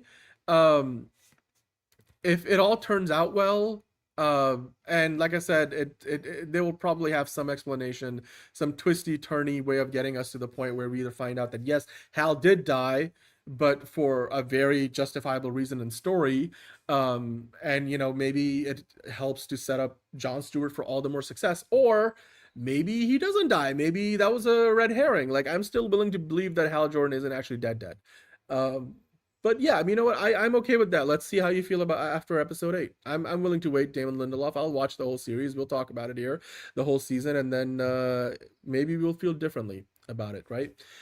So yeah, I'm willing to give it a chance if you guys are. I know we'll be here on Sunday talking about episode 2, but just after episode 1 alone, Lanterns has overtaken House of the Dragon to become the #1 show on HBO Max worldwide. That, of course, coming to us here from DC Updates. I think they pulled the data. I forget the name of the website that tracks this. They have a screenshot of it here. But yeah, I mean, it makes sense, because House of the Dragon is now off the air. Its time slot on Sundays at 9 p.m. Eastern is what Lanterns is playing in now. So the diminishing popularity of House of the Dragon makes sense, considering Lanterns is doing quite well. But it's still impressive, because it means Lanterns is doing well enough to immediately outpace any diminishing returns in terms of viewership from House of the Dragon a week after it finished airing its season finale, which was a pretty big season finale as well, and made a lot of headlines. So this is good. It's good that Lanterns is having a lot of success. And with that, I'm looking forward to seeing what comes next. Like, honestly, I feel like Lanterns episode 2 has a lot of potential. We'll see what it turns into. More twists and turns. They keep saying it's going to be all out action, so I'm excited for that. Now we do have some more Supergirl stories to get into before we talk about Batman Part 2. And the aftermath and the fallout of Supergirl flopping continues, and now finally we get to hear from Ana Negreira talking about Supergirl, because well, we hadn't really heard from her other than some of the interviews she had clearly done before the movie came out, but now recently she talked about the movie in an interview, and you know, the backlash and the flop of the film. She was talking to, I believe, The Wrap, and this is what she had to say. She said the book started so small and so few people that believed in it, and even though when it launched, it didn't sell right off the bat, and it was really wonderful, like nerds at comic book stores telling people about it and hand selling it. Actually, you know what? Am I reading this wrong? I think this is Tom King talking about this. Okay. Did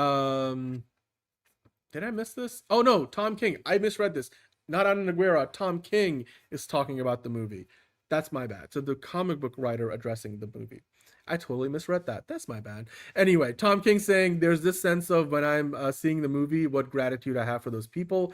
That's the big emotion. Just seeing one of the planets is named after my daughter and getting teared up at that. So there's that emotion. There's the joy in Millie Alcock's performance of embodying the rebellious nature of that character and how brilliantly she brought it to life.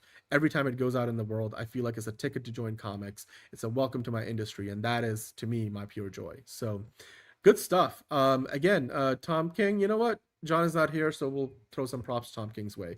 And I apologize for misconstruing those quotes for Ana Negreira talking about the movie. But yes, Millie Alcock is the overlap between Supergirl and House of the Dragon. Not sure how that's relevant to the conversation, but I appreciate the connection that you just made there.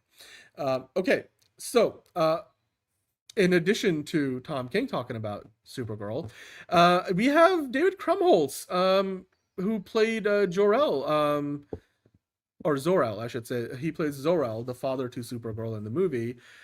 Apparently, he's taking an indefinite break from acting. Of course, he's been Oppenheimer. He's been in a number of other projects. I saw him in the Santa Claus movies in the 90s, and, you know, he's been acting for a good 30 years.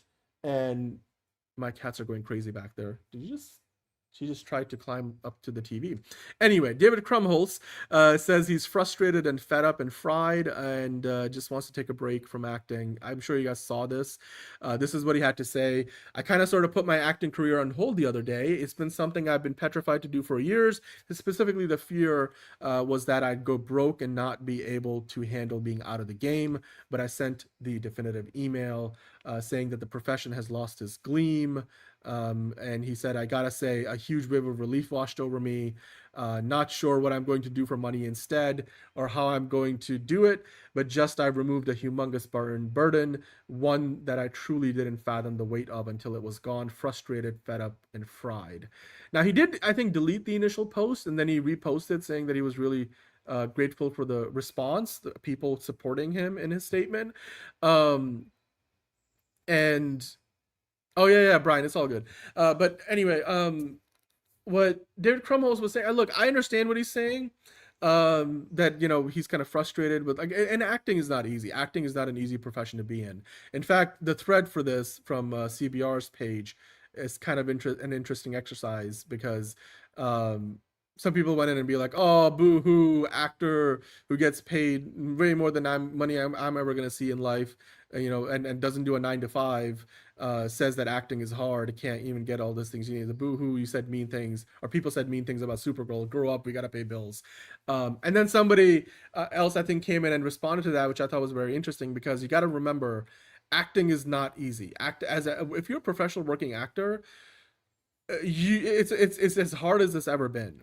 Like, you know, I mean, also he's been in the game for like, 30 years. He's in his 50s. It's okay if he wants to take a break, but like, I hear what Kat is saying here in the comment, and I thought this was really interesting and definitely accurate, because it's not easy to be an actor in Hollywood. Like, if you're an actor in Hollywood right now, I mean, and this is not even just right now, in general, if you're a working actor, for most, if you're gonna day, you might be up as early as 4 a.m. You got to get to the set, and then if you're doing a role where you're going to end up needing hair and makeup, that means, you know, you're going to be in hair and makeup for a while, and then you get on set, and then your day is just beginning, and you've already been, you know, up for like 4 or 5 hours. And then once your day gets started, now, you know, you might be filming for a good, I don't know, 8 to 10 hours, and it's something where you're basically spending 15, 16 hour days working, and it's not like you're getting paid by the hour. You get paid a flat rate, and you might not be getting back end points and royalties on what you do. So you're just getting paid what you're getting paid. You pay for your own transportation. You got to deal with everybody's egos, the crew and the actors, the directors, the below the line talent, above the line talent. Not to mention, in order to even get to that point, you got to audition. Like for most actors, their day job is basically auditioning, and you get a role, and then maybe you do that for a couple of months. That's why people are so lucky when they get a series regular role on a show, and they get to do that for like multiple seasons. There's very few actors that end up in those situations, and they're lucky. Most actors are lucky to even have at least one career-defining series run, but actors like Nathan Fillion have multiple TV series that they've been a part of over the course of their career, and then movies as well. For example, I'm just mentioning that as an example. So it's not easy. Like, being an actor is not easy. Angelina, we used to have on the show, she would talk about all the time, and I know from like behind the scenes stuff that she would spend a lot of her days just auditioning for things. Like, and nowadays you're doing self-tape auditions, so you're not necessarily going places to do it, but you're spending a lot of your day doing auditions and submitting self-audition tapes and doing callbacks, and then maybe you land something, and then it's not permanent. It's not like a full-time job at benefits. You do it, and then you might be out of a job essentially for months on end, so you got to make that money last, and you still got to pay the bills. So like, it's stressful. I get it, and I think it's totally understandable that David Krumholtz wants to take a break because he feels like it's just not rewarding to him anymore. And good for him that he feels like he's in a place right now where he can afford to do that, because a lot of actors simply can't afford to take that break. So it sounds like he is built up, maybe hopefully a savings in the bank that he can take advantage of, and then hopefully he's able to take some time to himself and maybe recoup, and then rediscover the love for acting. And yeah, I mean, on the surface, I understand that, oh God, like Supergirl, everybody talked about the movie because it was a flop and people hated it. So he's leaving acting because of that. I think it's maybe partly that, but also probably a lot of it has to do with the fact that he's been doing this so long that he wants to take a break. And you know what? Mental health is a big deal. It's a big thing that doesn't get addressed enough in Hollywood even today. So hopefully this gives them some time to be able to sort of like, take a step back, step away, and, like, rethink his priorities. Like, even if he's just burnt out. And when he's back, hopefully he'll be back to playing, more Zor-El. I hope that James Gunn has more for him to do in the future of the DCU, because I certainly think we didn't get to see him enough. I would have loved to see more of him in Supergirl, and I hope that if they're going to do more Krypton flashbacks, and maybe he didn't die. Maybe Brainiac bottled up Argo City, so maybe he's alive somewhere. Maybe he will be in Man of Tomorrow, and we just don't know it yet. And maybe he's already shot that stuff, so now he's taking a break. It says there's all these ideas and ways this can go. I'm just hoping that we'll get to see more David Krumholtz down the line, and I'm okay that he's willing to take a bit of a break here. All right, so yeah, rehearsing lines at home. I mean, yeah, that's on top of everything else actors do throughout their day. Did he have the DUI? I'm not sure if it was him or wasn't that Matthias Schoenaerts? Maybe he did too. I don't know. I don't remember that. But yeah, I mean, look, mental health is a big problem for a lot of people that work in Hollywood, both in front of and behind the cameras. And we hear tragic stories like what happened with Hayden Panettiere and like others like it, gone too soon. I think it's good that if it is a break that he needs and he's burnt out, that he's taking that break for himself. So he didn't say he's retiring, he's just taking a break, and that's all right. But yeah, all right. So with that, let's move on. We have, now we're to the finale of the show today, until we come back for DC Daily later in the day when we'll have more DC stuff to talk about. But for this Oh So Curious show, we got to talk about what's on the thumbnail. If you guys have stuck around long enough, then we are finally at that time of the show where we ask the question, Harvey Dent, can we trust him? The saga of Harvey Dent, or the character that Sebastian Stan is going to play in the Batman Part 2 continues. And, I'm sure you guys have heard about this. The original story was that Sebastian Stan did an interview with a French outlet. And I'm going to see if I can scroll down here and look into the original quote. Let's see. I think they had that in here. Yes. So here we go. This is a translation. So French publication Le Journal du Dimanche, I think I said that correctly. Sebastian Stan did an interview with them at Cannes, where he had a couple of projects that were playing, and so he was there. I mean, as most actors do, they will do interviews with the press, and he did this one with a French reporter for Le Journal du Dimanche. Again, hopefully I said that correctly. And as part of that interview, he was asked about, like, what, upcoming projects, what are you doing?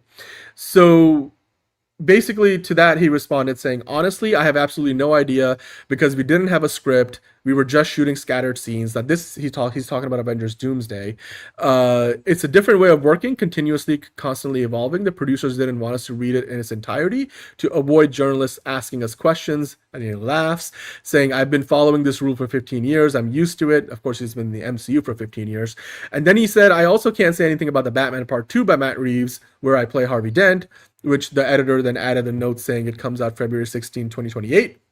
And he said the beauty of this profession also lies in participating in projects of this scale, which I love as a viewer. Right now, I'm really looking forward to seeing The Odyssey by Christopher Nolan. It looks amazing. Now, some of what he's saying here sounds not like exactly how a person talks. I mean, I'm looking forward to seeing The Odyssey by Christopher Nolan. It looks amazing. But maybe that's how Sebastian Stan says. He wants to give the filmmaker credit and anyway. But so some people thought that, hey, maybe he didn't say Harvey Dent and the reporter just thought he did and included it. I'm like, that would be a pretty big liberty to take with somebody's answer. But here we are, like, clearly in that original French article, it said that Sebastian Stan said that he's playing Harvey Dent in the Batman Part 2. And he did this at Cannes, like the film festival. Now, since then, of course, you guys know, like Jeff Snyder had mentioned before this interview got published that, according to his information, he wasn't playing Harvey Dent. He was playing, Victor Zsasz. We know, according to some set photos, that what they're about to film in Glasgow, that the movie takes place in the Christmas time. It's the winter time. And so for the Batman Part 2, it would make sense that maybe they're doing something similar to what Batman Returns did back in the 90s. And that had Harvey Dent. Now, according to Jeff Snyder, he thought that Brian Tyree Henry is playing Harvey Dent and Sebastian Stan is playing Victor Zsasz. But if you believe the French report, then clearly that's not the case. Jeff Snyder, of course, still thinks his information is correct. And not to mention, that quote got removed from the original French article. So you'd believe that, hey, maybe the publication got it wrong, because they clearly pulled that part of the quote where Sebastian Stan says, I'm playing Harvey Dent. It is interesting because he's right before he says I'm playing Harvey Dent, he says, I can't say anything about the Batman Part 2 by Matt Reeves either. But then he says where I'm playing Harvey Dent. Or in the original quote, it said, by Matt Reeves, where I'm playing Harvey Dent.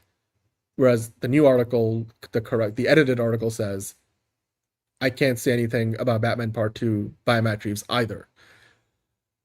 Did the reporter get it wrong? Did the reporter get it so wrong that the editor who copy edited the article didn't catch it and they published it, and only after it became a big news item did they go back and correct it? Who do you believe? Jeff Snyder seems to think his information is correct. But then The Wrap kind of put an article out from Humberto Gonzalez, who's got a lot of sources. I think, am I wrong about this? Didn't Billy D. Williams play Harvey Dent? I thought that was the Batman Returns, right? Am I misquoting my Batman movies? Or was it? Because I know we got Two-Face later, but that was the Michael Schumacher. That was not the Michael, the Joel Schumacher movies. Unless he played Harvey Bullock, I don't know. Anyway, but yeah, I'm pretty sure Billy D. Williams played Harvey Dent in the Michael Keaton ones. Anyway, but back to the story. So the quote got removed from the original French publication. Then The Wrap put out an article saying, no, Sebastian Stan hasn't confirmed he's the Harvey Dent in the Batman Part 2. He was apparently misquoted, according to insiders who talked to the Wrap. And then, of course, we just mentioned that the original Wrap article, not the Wrap article, the original French article, they changed it. So they removed the mention of Harvey Dent. Billy D. Williams was in Batman 1989. See, okay, so it was 1989. It was Batman, not Batman Returns, where Billy D. Williams played Harvey Dent. There you go. I'm just saying that was the case. Batman Returns is set in Christmas, not the original Batman. Anyway, my bad. That's on me. But who do you believe, right? Who do you believe? Because Harvey Dent, is that what Sebastian Stan is playing? Is he playing Victor Zsasz? Because when you think about it, there's something suspect going on here. I've been thinking about this for a while, and I know some of you guys gave me some comments when I posted this on the YouTube channel, and some interesting theories, because Jeff Snyder keeps saying that Sebastian Stan is playing Victor Zsasz, and Brian Terry Henry's playing Harvey Dent. And then, of course, the French publication published this. Now, one thing I noticed, I don't, let me see if I can, I think this article got updated. Or let me see if I can find this, because I know that the French the French journalist who was the original interviewer for Sebastian Stan put out a statement, or like she said, I think it was a she. She responded to a comment on social media where somebody asked her, like, is this true? And she was like, oh yeah, it is true. That's what he said to us. Let me see if I can pull this up. I'm gonna see if I can pull this link up, because that adds another layer to all of this. So on Twitter, somebody, posted about this, and now this tweet has been since deleted, but somebody posted saying, in this interview, does Sebastian Stan actually say he's playing Harvey Dent, or was that addition based on the on the trades? And the original author of the French article, Stephanie Belpech, said it is not a rumor. He told us in Cannes. So Stephanie replied to that tweet saying, "Oh no, Sebastian Stan did say Harvey Dent," but then she actually deleted a reply later on. So now, if you're following the series of events here, the article published was quoting Sebastian Stan saying he's playing Harvey Dent. Then it turns out that it was maybe a misrepresentation of what he had said, and the article got changed. The article removed the mention of Harvey Dent after it became a big social media controversy. And Jeff Snyder, of course, continues to say that what he had reported is what's happening. Brian Terry Henry is playing Harvey Dent, not Sebastian Stan. Now, Jeff Snyder doesn't always get things right, but he seems to be pretty adamant that he's got this one right. And then the Wrap says insiders told them that the interview was actually misquoted, and therefore, the original French magazine made a change. So the Wrap is reporting this. Now, who the insider sources for the Wrap are, we don't know. They don't really tell us. But then on social media, the writer insists that no, indeed, Sebastian Stan did say that he was playing Harvey Dent. It's not a rumor. That's what he told us. Not unless she's outright lying or continuing to reiterate this. But then later she deleted that tweet, that responding to another question from a fan. So what's going on? Put your conspiracy hat on for a second, and it could be interesting, because I feel like if you're just doing a translation, if you never said anything about Harvey Dent, how do you get that from just a translation error? Because I can't believe that this is just a translation error. I think what might have happened here is that Sebastian Stan slipped up, and the French outlet went all the way with publishing it before realizing that they probably shouldn't have. And then Warner Brothers reached out to them after it became a huge story, because obviously they're trying to keep all this hush-hush, pardon the pun. This is just me theorizing. I think this is what happened based on my experience knowing how some of these things work. But don't quote me on it because again, I don't have any inside knowledge, but I think what happened is the studio reached out and said, you got to take that out. Like that's, I don't know if Sebastian Stan actually said it or not. It's your words against ours or whatever the case is, because it doesn't look like this was a video interview. They're just like written notes from an interview. So for the magazine article, so I don't know if the author can prove this or not, or if the studio just was like, we got to keep this silent. We're trying not to give this away. And therefore, you know, they made the change in the article, which could have been made by the editor, not by the author themselves. But then the author around the same time insisted that, no, indeed, it is true that he said Harvey Dent. But then the outlet and her employers told her, no, we can't run with this. We changed the article. It was a misquote, technically. So please don't say out in the world that he's playing Harvey Dent. And so she deleted her tweet, and now here we are. And I don't know if Jeff Snyder is right, or if Stephanie was right, or if Sebastian Stan is right, or who is he playing. But it does seem like, you know, Harvey Dent is in the movie one way or the other. Maybe, like, I think one of you guys responded to the post on YouTube. Let me see who said this, because I think you guys had a point here. A really good one. I think... was it? I think it might have been M2G or no. It was Meme Souls 8653. They said, yes, Sebastian Stan recently came out and said himself that he was playing Harvey Dent. I think the confusion about who he was playing arose after leakers started claiming Brian Tyree Henry was going to be playing Harvey Dent, aka Jeff Snyder. But with Sebastian's confirmation about who he was playing and the leaked images of the outdoor sets, which we have seen before, as I mentioned earlier in the show, it points towards Brian playing Harvey Bullock, which is where the confusion probably stemmed from for the leakers, since both characters' names are Harvey. So I think that's a pretty good theory from Meme Soul 8653, that maybe the leakers got partial information that, you know, Brian Tyree Henry is playing Harvey, and they just assumed it's Harvey Dent as opposed to Harvey Bullock. And then with Sebastian Stan, like I said, like, what are the odds that he said Harvey Dent and it got mistranslated? You know, you can't mistranslate a proper noun like a name. It's more likely that he said it got included in the article, and then, you know, they had to retract it because Warner Brothers was like, this is confidential information, and therefore, you know, now the author has to basically like retract her statement on social media saying, oh no, it's true, he said that, because the studio got in touch with the outlet. And then the studio, I'm guessing either the studio or somebody at the French magazine, even told the Raps Humberto Gonzalez that no, Sebastian Stan didn't say this.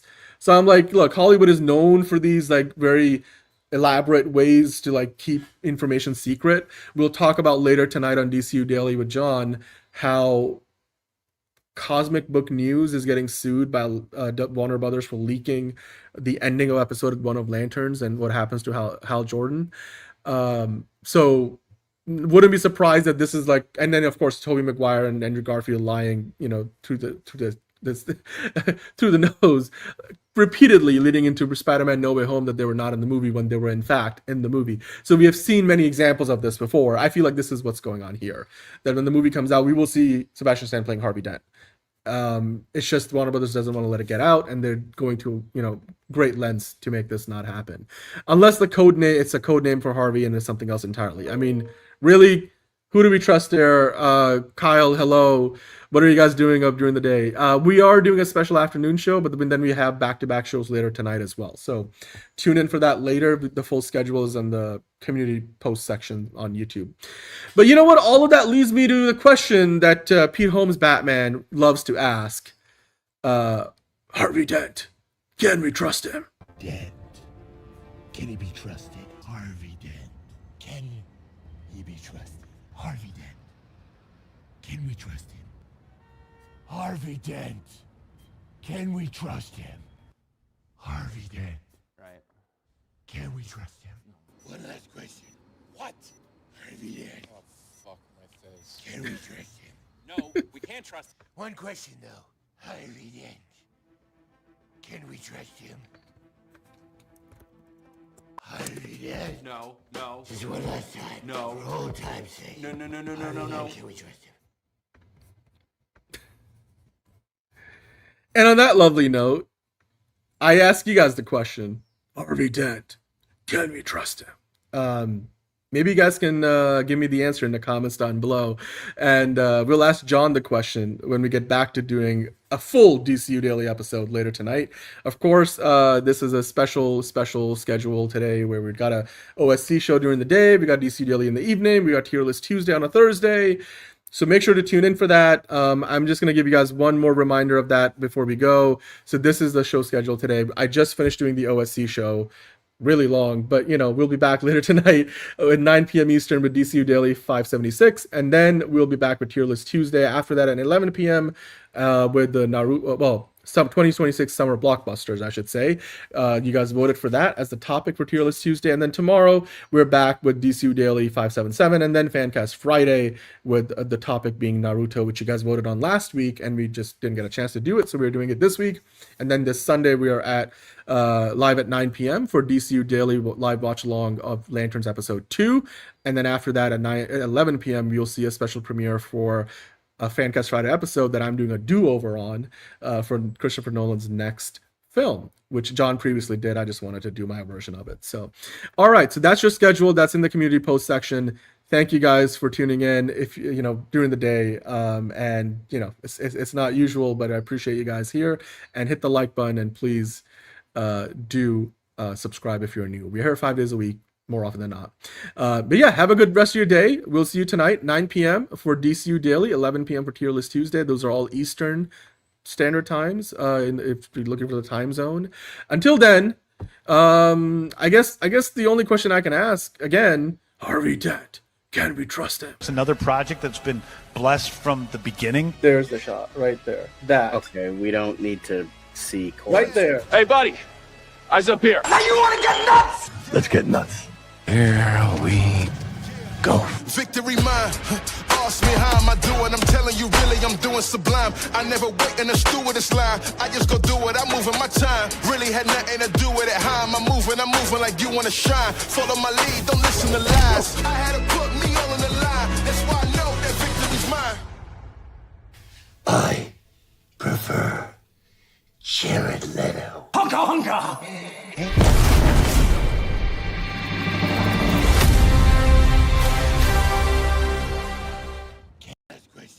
What? Harvey Dent. Oh, fuck my face. Can we trust him? No, we can't trust. One question though. Harvey Dent. Can we trust him?